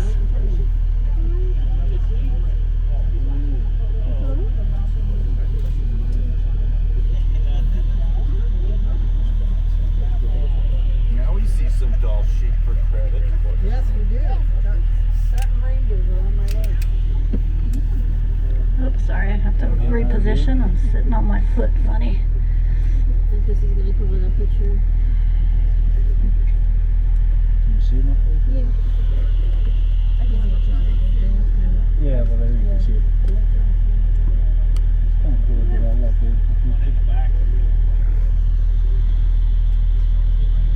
Yeah, we do have a lot of animals in the park that change color depending on the season. So they'll be white in the winter and then brown in the summer. The sheep don't do that. They're always this white color. It helps them for camouflage in the winter. In the summertime, though, they really stand out against the green background. And you can see they're grazing away. They eat moss. They eat lichen, which grow right on the ground or even on the rocks.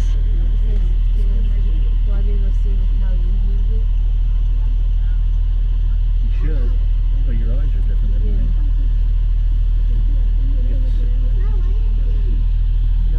Oh, they're running.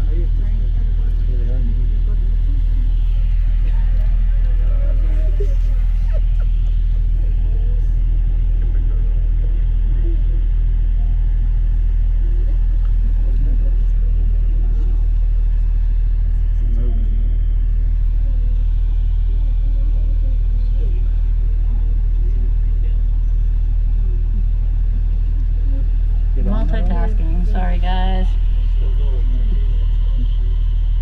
So is there hunting on doll sheep? Not here in the park. They're protected here in this in the park. Outside of the park, there is a hunting season for doll sheep. Yeah. Yeah. And they occur in you don't have to be inside Denali Park, but there's other places in the state of Alaska where you can find the doll sheep. So it's D-A-L-L, Dahl, and Dahl was a naturalist. Apparently that's how you get things named after you. I'm trying. So far, nothing. No Lindy's sheep, not yet. But I would venture that none of you guys have ever heard of William Dahl, am I right? No, that's not a well-known name. But how about John Muir? Yeah, most people have heard of John Muir. And when John Muir first came to Alaska, he actually worked for William Dahl. So William Dahl was a big deal naturalist back in the day. And primarily he studied fossils and animals of the ocean, and he came up here to study fossils, believe it or not, and then ended up with a sheep named after him. It's a pretty good deal. Alright, onward we go. We got some sheep under our belt.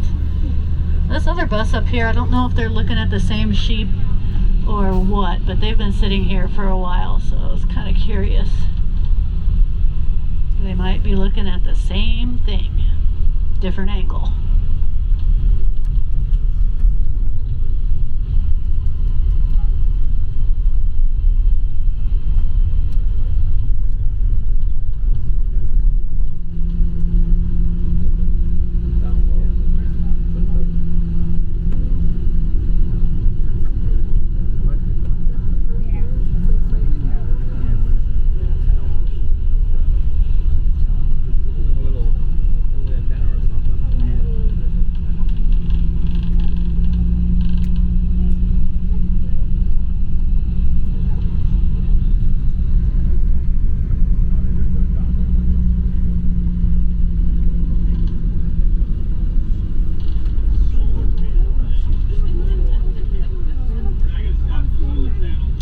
did you see that on the hillside? Yeah. It's a camera. It's actually keeping track of this landslide that's slowly coming down the hill on the left.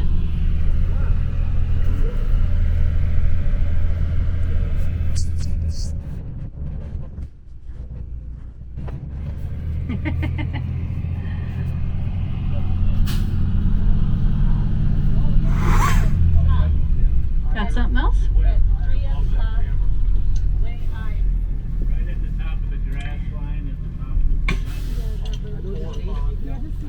I think those are the same sheep. Yeah, different angle, exactly.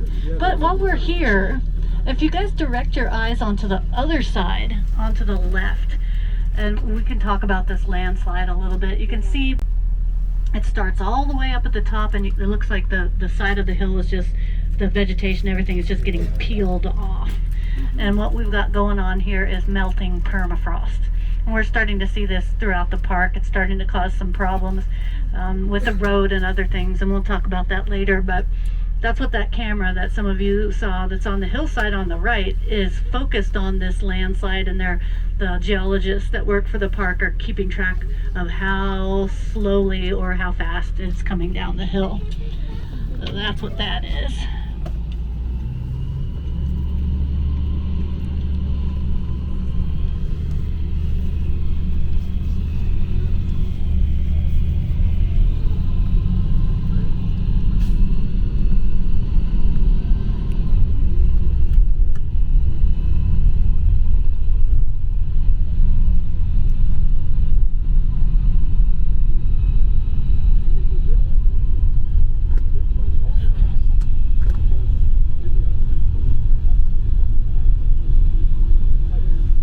As far as wildlife goes, you know, there's usually two reasons why you would find wildlife in specific places in the park.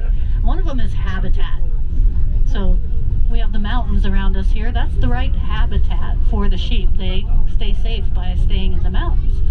The other reason you would find animals in a certain part of the park is the food sources. And we also have a lot of food around us in the forms of the vegetation that is growing. And we already talked a little bit about the bushes. But most people think when, you know, you get up this high in the mountains, and we're at about 3,000 feet here, well, you won't see a moose up this high, but you certainly could, because we have a lot of moose food around us. And these taller bushes that are varieties of willow that we talked about earlier, that's the main food supply for the moose in the park. And the moose are pretty much obsessed with eating willow leaves right now, because they really only have a couple months where there's leaves to eat. So they are eating about 20 out of 24 hours a day. They're a lot like a cruise ship passenger, really. And since we have a lot of willows around us, even at this elevation, you could certainly still see a moose. The dwarf birch, that middle plant, I've seen caribou nibble on it a little bit, but not really. It's not a favorite of animals. The blueberries, obviously, when the blueberries get ripe, that's where you're going to find the grizzly bears. They love the blueberries, and they say that an adult grizzly bear can eat 200,000 blueberries in a day. I'm not impressed. I'm pretty sure I can too. They're good. So a little later in the season, when the blueberries are ripe, it's pretty likely to see a bear around here. And then the moss covering the ground, that is providing the food for the sheep, but also for the caribou here in the park. Caribou really like to eat the moss and the lichen off the ground, so likely part of the park to encounter some caribou traffic as well.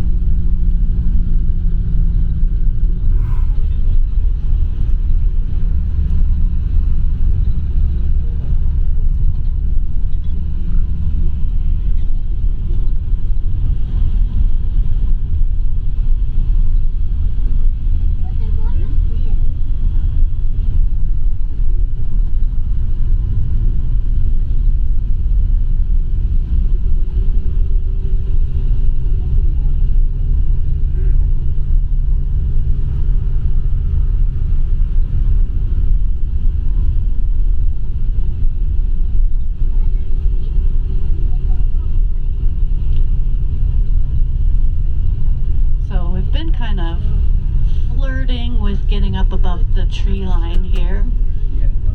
But just up ahead, we're going to start to climb up Sable Mountain, and we're going to get above the tree line for real. And that happens at around 3,200 feet in elevation. So you don't have to be that high up to get above the trees in this part of Alaska. If anybody on board is from the Rocky Mountains or the Sierras, you're probably surprised at how low that number is. The tree line in those mountain ranges are going to be closer to 10,000 feet, sometimes even as high as 12,000 feet. And the reason it's so much lower here primarily is the temperature. So the big trees like the spruce trees, they need at least 30 days in a row where temperature reaches 50 degrees or more. That's what they need in order to grow. I don't think we're going to get 50 degrees today. At this elevation, we simply don't have enough warm days kind of squished together all in once to allow the trees to take hold. And that's something that's, it's not written in stone. It is changing, as we are seeing a lot of changes in the environment around us in the park due to the changing climate.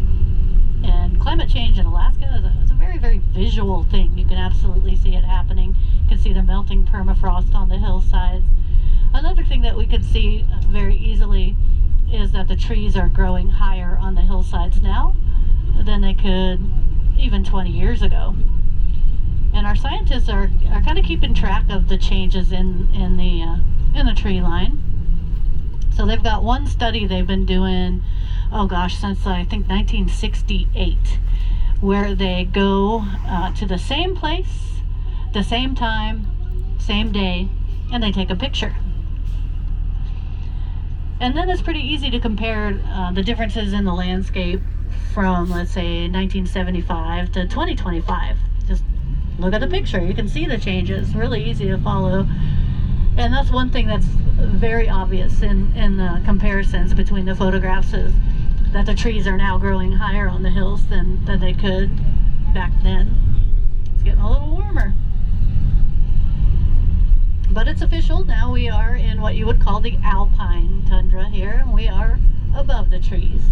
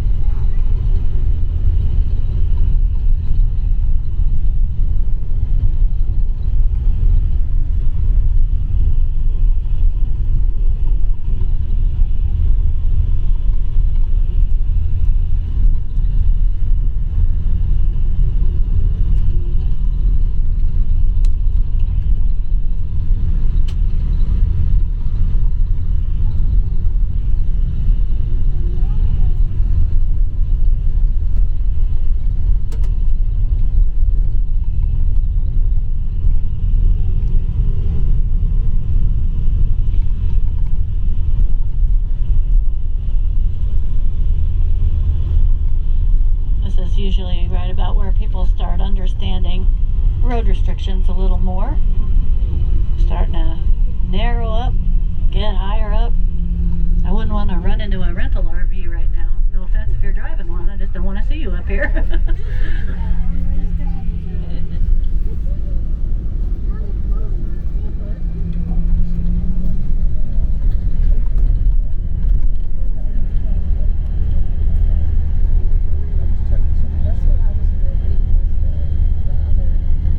So coming up on the left, we're going to see a sign on the side of the road. And it says warning, restricted wildlife area. And so we're about to enter the part of the park that is the permanent closure for off-trail hiking. And visitors can walk up and down the road here or ride their bikes up and down the road, but you can't hike off-trail. And take a good look at the sign. I'm going to come across here and let you see it up close. And you can see all the nails poking out from the front of the sign. And if you're wondering why are those nails there, all you have to do is look at the back side of the sign where there aren't any nails to see all the chew marks on the sign, and that's the work of the grizzly bears in the park. I don't know what it is about the signs that the Park Service puts up. I don't know if it's the paint or the type of wood that they use, but as soon as they put up a sign, along comes a bear and chews it to shreds. And they do it so often that there is one Park Service guy, his whole job is making new signs. That's all he does. And he's the guy that came up with the idea of putting the nails poking out from the signs, and I think he might have worked himself out of a job doing that, because it's definitely working.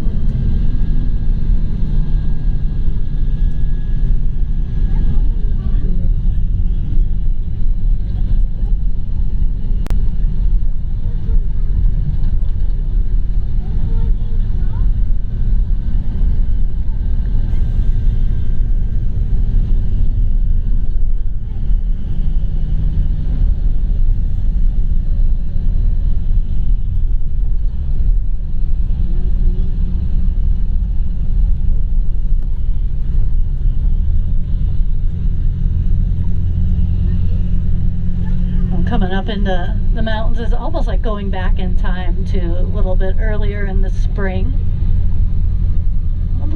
The tundra's not quite green yet, it's working on it. Still quite a lot of snow over there on our left, and eventually these patches of snow that we see up close to us, they're going to melt away, but I feel like they melt away right before fresh snow falls again. It's a snowy environment. Now I see on the right hand side of the road my favorite animal in the park, and that is the Arctic ground squirrel. He just went to ground. He went in a hole. Can you see his hind end still? Oh yeah, just his little hiney sticking out. Yep, now he's gone. Now, normally when it's not raining, these guys are running all around, and they like to hang out right at the edges of the road. Then they'll make a mad dash right in front of the bus usually. If I see another Arctic ground squirrel sitting still, I will definitely get the camera focused on one, because they're my favorite animal in the park for one reason, and that is that they are ridiculously cute. So we'll try to get you a look at one. They tend to be a little sensitive to the rain, so we'll see if they come out. That one wasn't out for very long. But if you see the little holes dug on the sides of the hill or in the sides of the road, those are the burrows for the Arctic ground squirrels, and there are thousands of them up here at this elevation.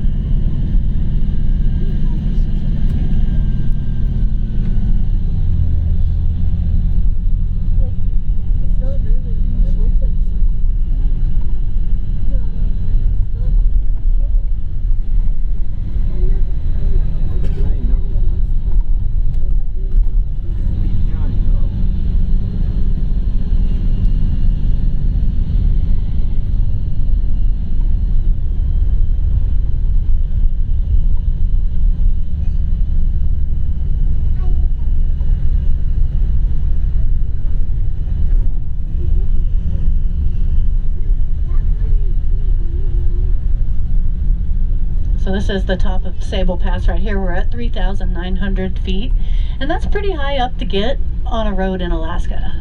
We don't typically build our roads into the mountains like this. We'll go around the mountains or through a gap in the mountains. But when you build into the mountains like this, most of the time there's too much snow to use the road. That certainly is the case for Sable Pass. It's closed in the winter time. That's another difference about Denali Park, is that this is one of the only places in the state that you can drive into the mountains. Most of the time we're looking at the mountains from a distance instead of driving around up in the mountains.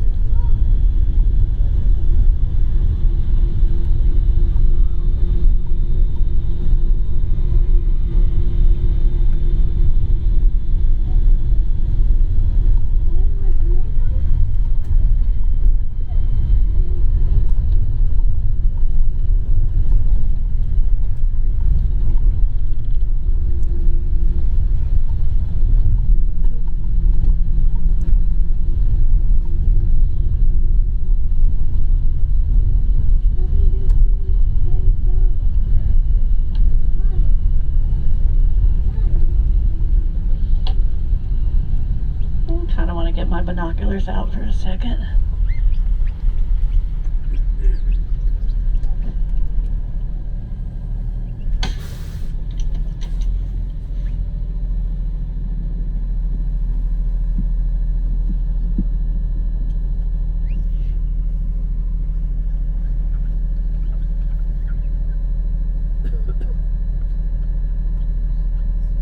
Yeah, I thought I saw a caribou. What I see is just a bush. Looks a different color than everything else. So, but sometimes it's good to stop and just take a look around.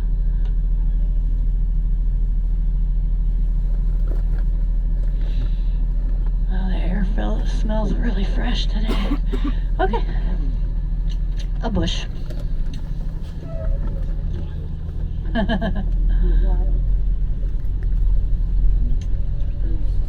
So what I'm going to do right here is I'm going to yield for this bus that's coming up the hill, and we'll be doing that while we're up here in the mountains. Since the road is so narrow, we're not going to have two vehicles moving towards each other at the same time. One of us is always going to stop for the other.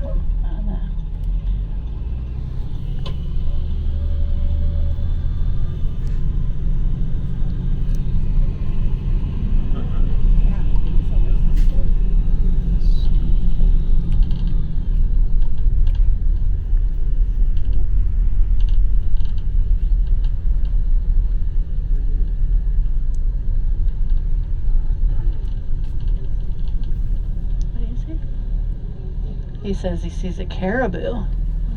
Okay.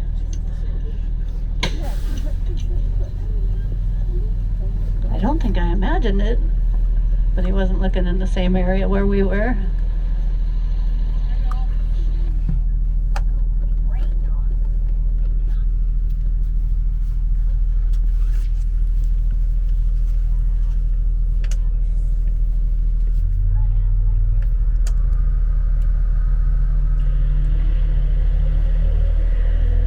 So he says in between the two green lines out there, and that they're kind of in the fog. There's some caribou that, see if I can find them and then I can get them in the camera. Damn, I'm getting soaked. That doesn't work. I might have to put my raincoat on to do this.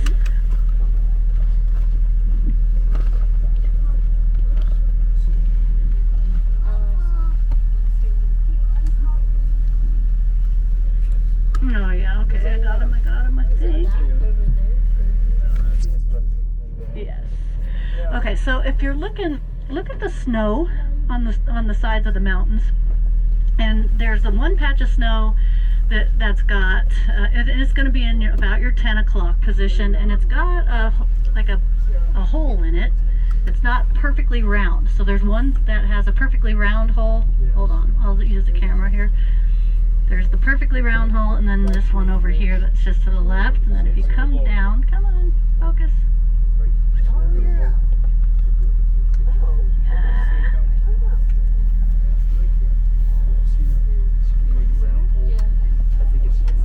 I had them, and now they might have gone into this line of bush. I think they went into the bushes here because they were getting pretty close to that dark spot that you can see in the middle of the camera. I've been trying to see so. I saw them for a second in my binoculars, and now they are gone. Let me try again.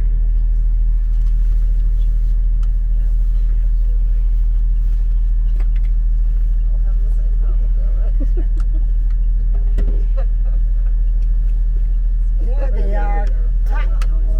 They're at your top right, middle center. You got it. Okay, there we go. Yep. That was tough. So if Now we there's can one add tiny caribou to the list. little dot of snow, and they're just right below that, and that snow's in the bushes. Just below that kind of not perfect circle in the snow up above it, if that makes any sense at all.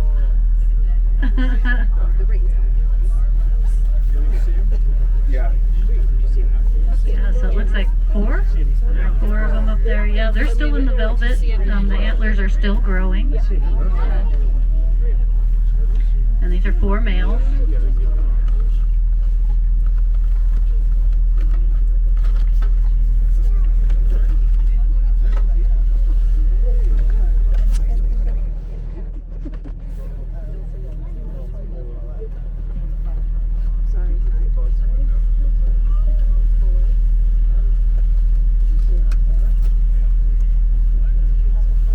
So if you're having trouble finding it with your eyes, I'll back the camera off and then you'll be able to see where I'm at. So I'm coming out, bigger view, bigger view, bigger view, bigger view. And then coming in, coming in.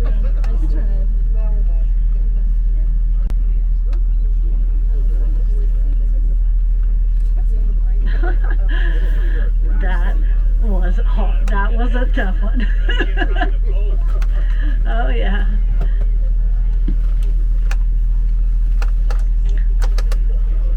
So those are some caribou up there, and we have about 1,500 caribou in the herd here in the park.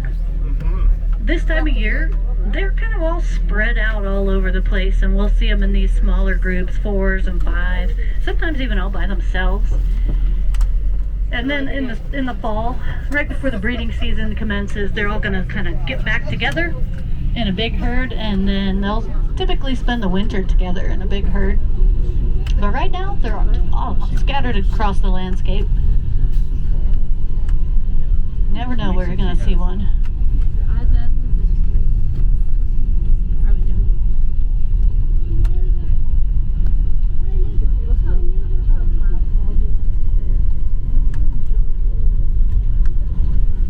So this part of the park that we're driving through, this was the stomping grounds for one of our early biologists, and his name was Adolph Murray.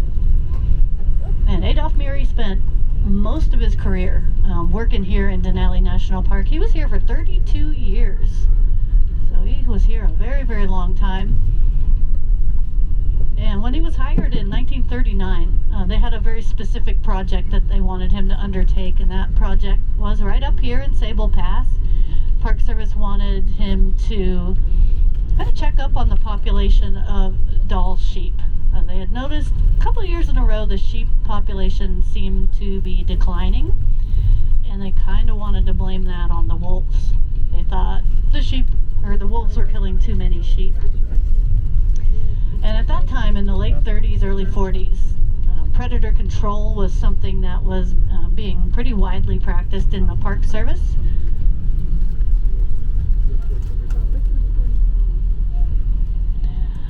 So they thought in other national parks that if they took the predators out of the equation, so mostly wolves they were removing, that then the prey species would thrive in response to that.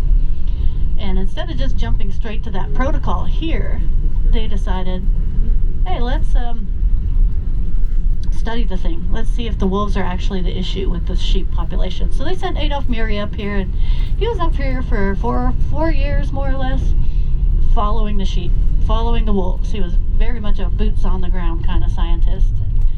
And he dissected over 1,000 bits of wolf scat, trying to figure out what they were eating. So a very glamorous job he had. But at the end of his 4 years up here, he had a pretty good idea what was going on between the sheep and the wolves. And he was the first scientist to come up with the idea that both predator and prey get a benefit from their relationship. So it is a mutually beneficial relationship between the predator and the prey. And it's pretty easy to see what the predator gets out of the deal. You know, predators, they get the lunch. Yum. But prey species, what they get is population management. So Adolph Murray noticed that the wolves weren't killing healthy adult sheep. They were killing the old ones and the sick ones, a few of the young ones. And what that did for the healthy adult population was it made their life a little bit easier. They didn't have to compete as hard for food. So because of that study, what you see around you right here can be called an intact ecosystem. So we did not remove the wolves. They're still here. We still have a healthy relationship between the predator and the prey. We've got nature acting as it was intended to act. And it's pretty hard to find an intact ecosystem in our modern world, you know, because we really like to mess around with nature, don't we? And usually we mess it up pretty badly when we do. But that wasn't done here in the park. And so we have Adolf Murie to thank for that. Good job, Adolf.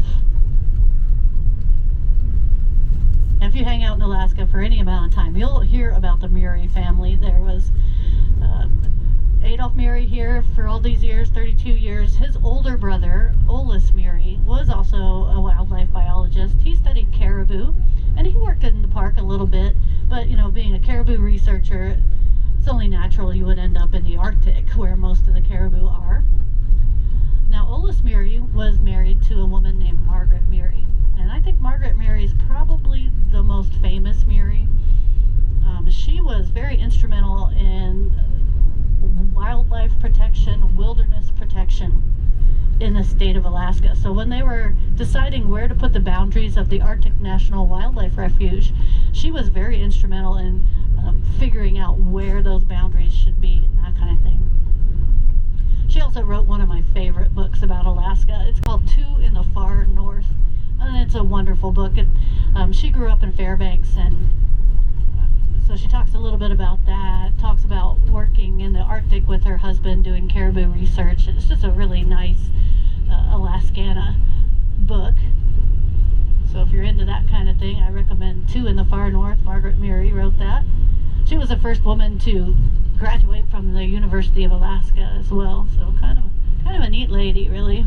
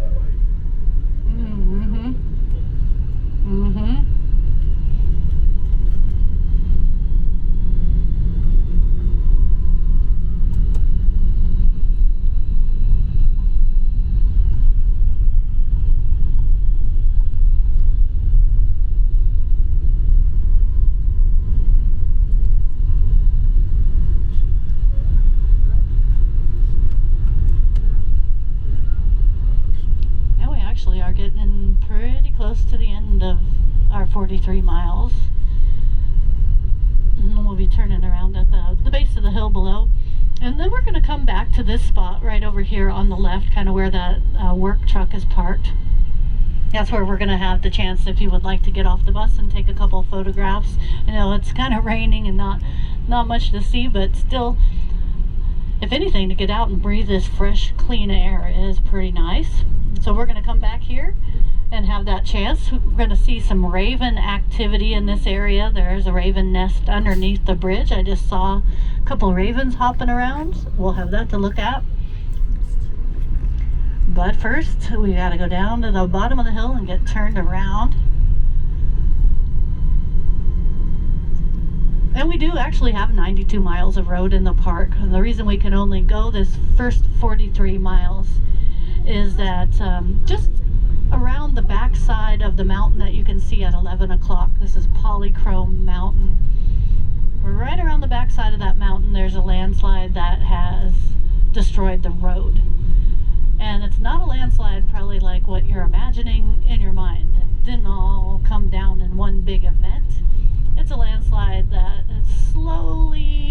creeping down the hillside for a couple decades. And when they first noticed it, there was a section of road up there called Pretty Rocks. The rocks are pretty, very clever, I know. It was sinking about an inch a month. And the Park Service said, oh, well, that's very interesting. Look at the road is sinking. And they just would put some more gravel on top of the road, and, you know, we kept driving across it. And it was fine when it was only sinking just an inch a month. Not that big of a deal. I'm positioning here so this bus can come around us on this flat spot. Yeah, so an inch, no big deal. They put more gravel, we drove across, and no big deal. But over the years, it started to sink faster.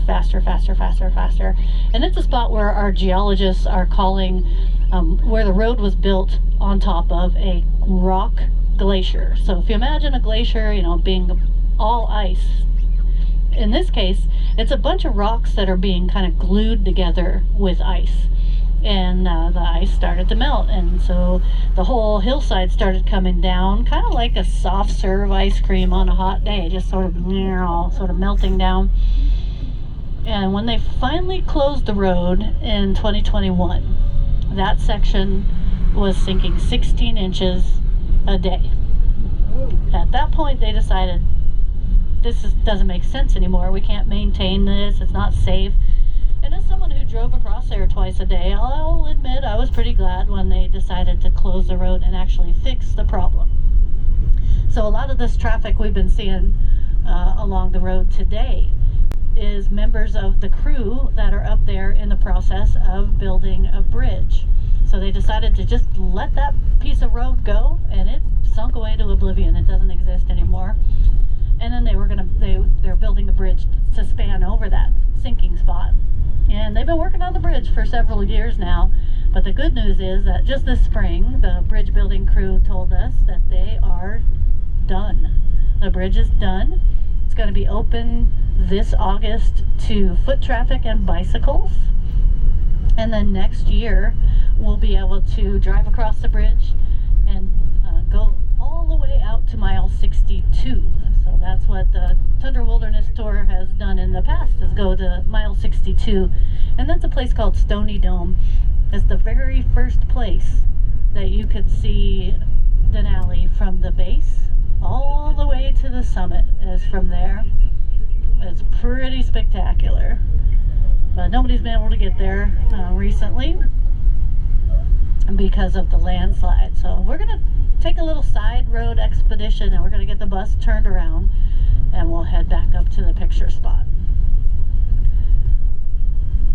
We're seeing the East Fork of the Toklat River out on our left, and we might see some people hiking around down there. That's become a really popular place for visitors to get off the transit bus down at the bridge below and then take a hike. Hey, sorry.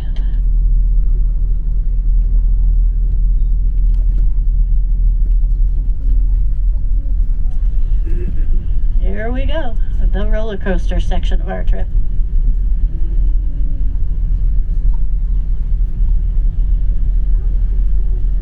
So the Toklat River is the biggest of all the braided rivers we have in the park, and this is the easternmost branch of it.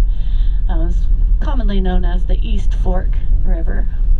East Fork of the Toklat. Oh yeah, I can see some people walking around way out there. And right here, close to, good place to hike. You could see a bear coming for a really long ways away. I like that kind of hiking myself.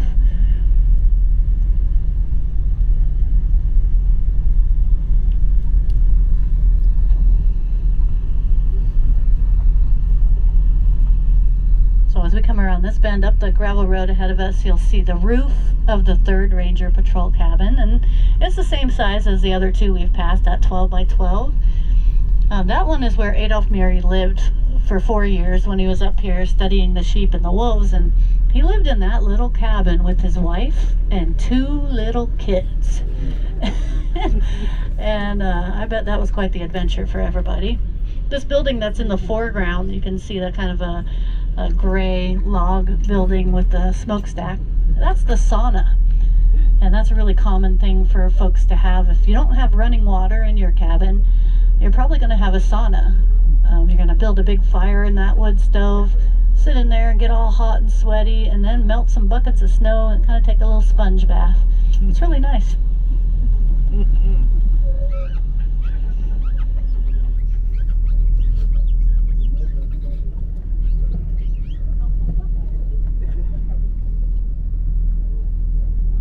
Something else that's kind of neat to look at while we're down here. You can see all of the bushes around us have chew marks. You can see all that chewing that has been done on these bushes. This is the work of the snowshoe hare, and you can tell how high the snow was because they hop along on top of the snow, and so whatever is sticking out right at mouth level is what they're going to eat. So we can see that we had several feet of snow in some places right here. A lot of activity from the snowshoe hare right here.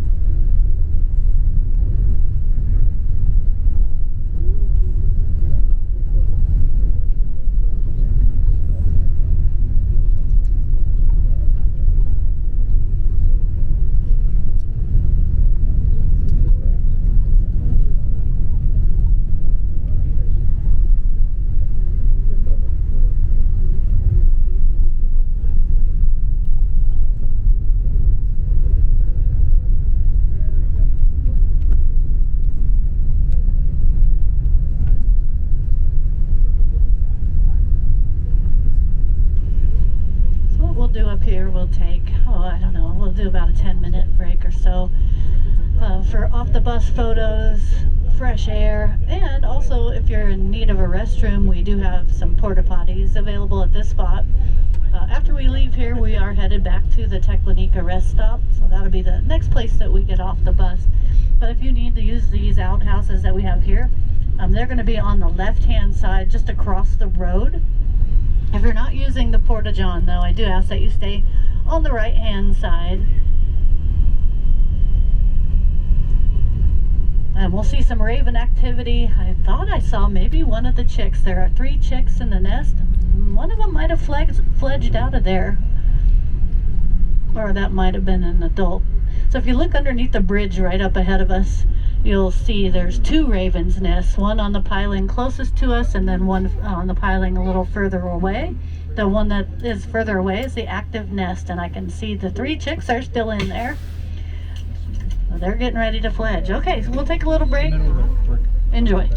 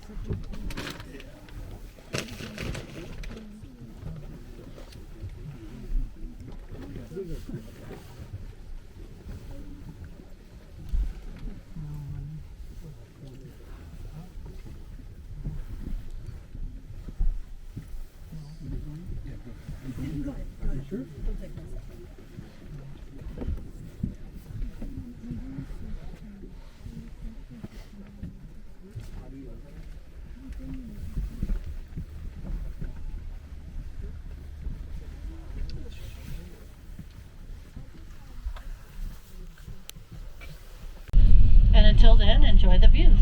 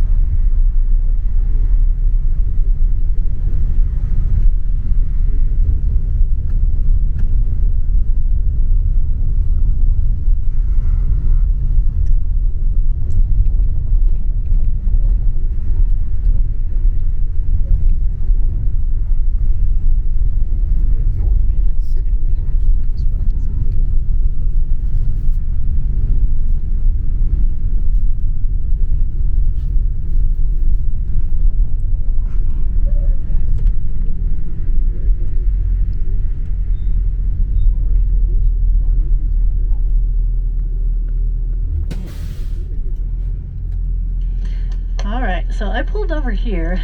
This is your chance to stand up and get any kind of garbage and recycling that you have in the overhead bin.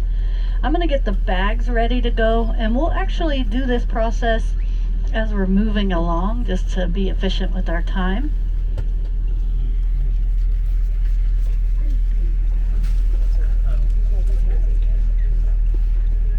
This is the only thing I need to recycle. So one and only chance to stand up and get any of that stuff out of the overhead.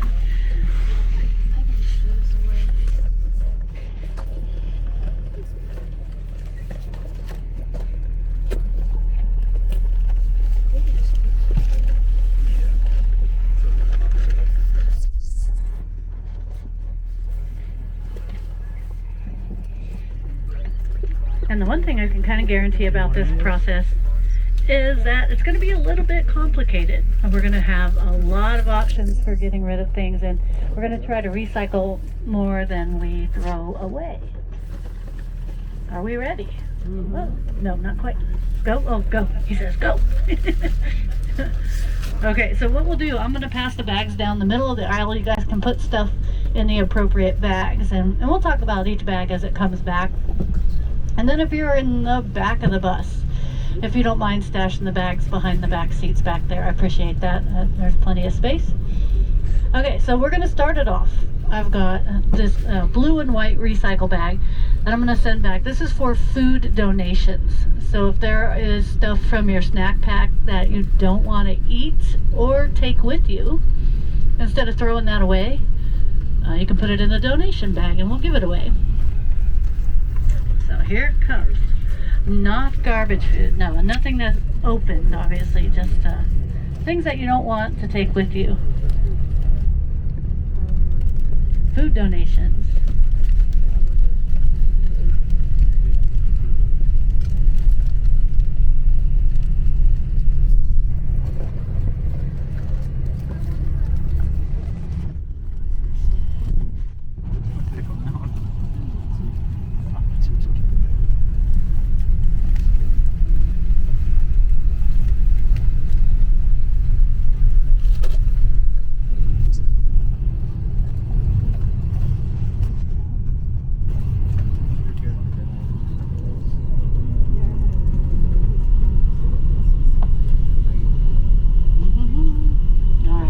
That's almost to the back.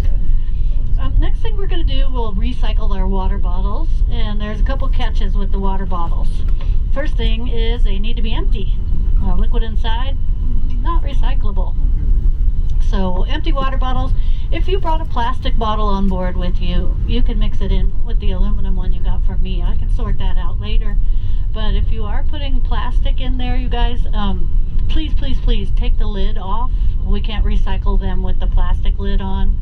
So either you take it off now, or I have to take it off later, and that's kind of icky. So here we go. Here comes the water bottle bag. Empty water bottles, and then plastics without lids, please.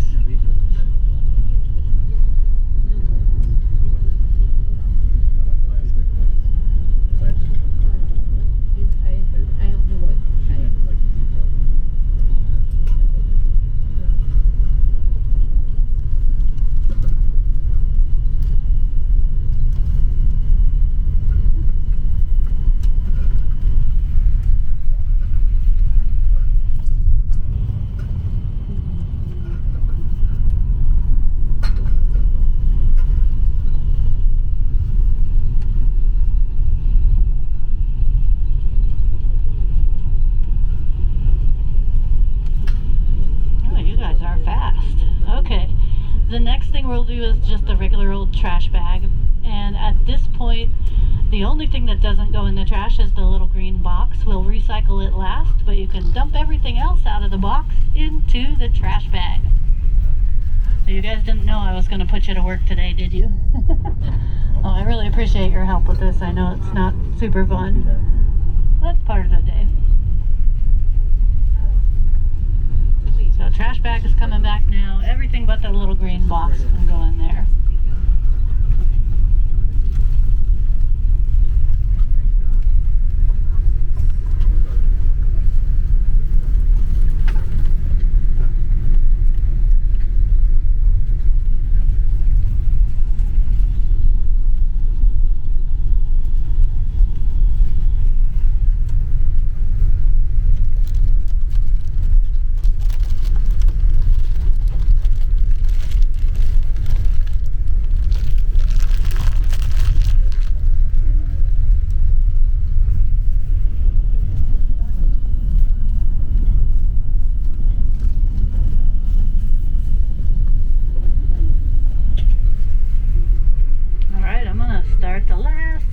coming back. This is for the green box, and then we're done after that. Thank you guys very, very much for helping out. Appreciate it. Here comes the last recycle bag. Green box.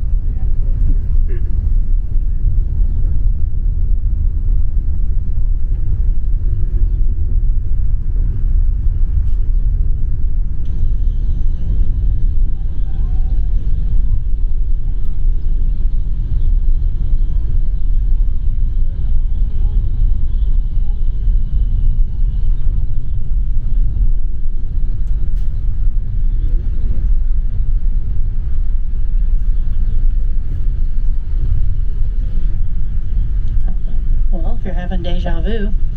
It's because we've been here before. So we're going to stop in at the Teklenika rest stop one more time.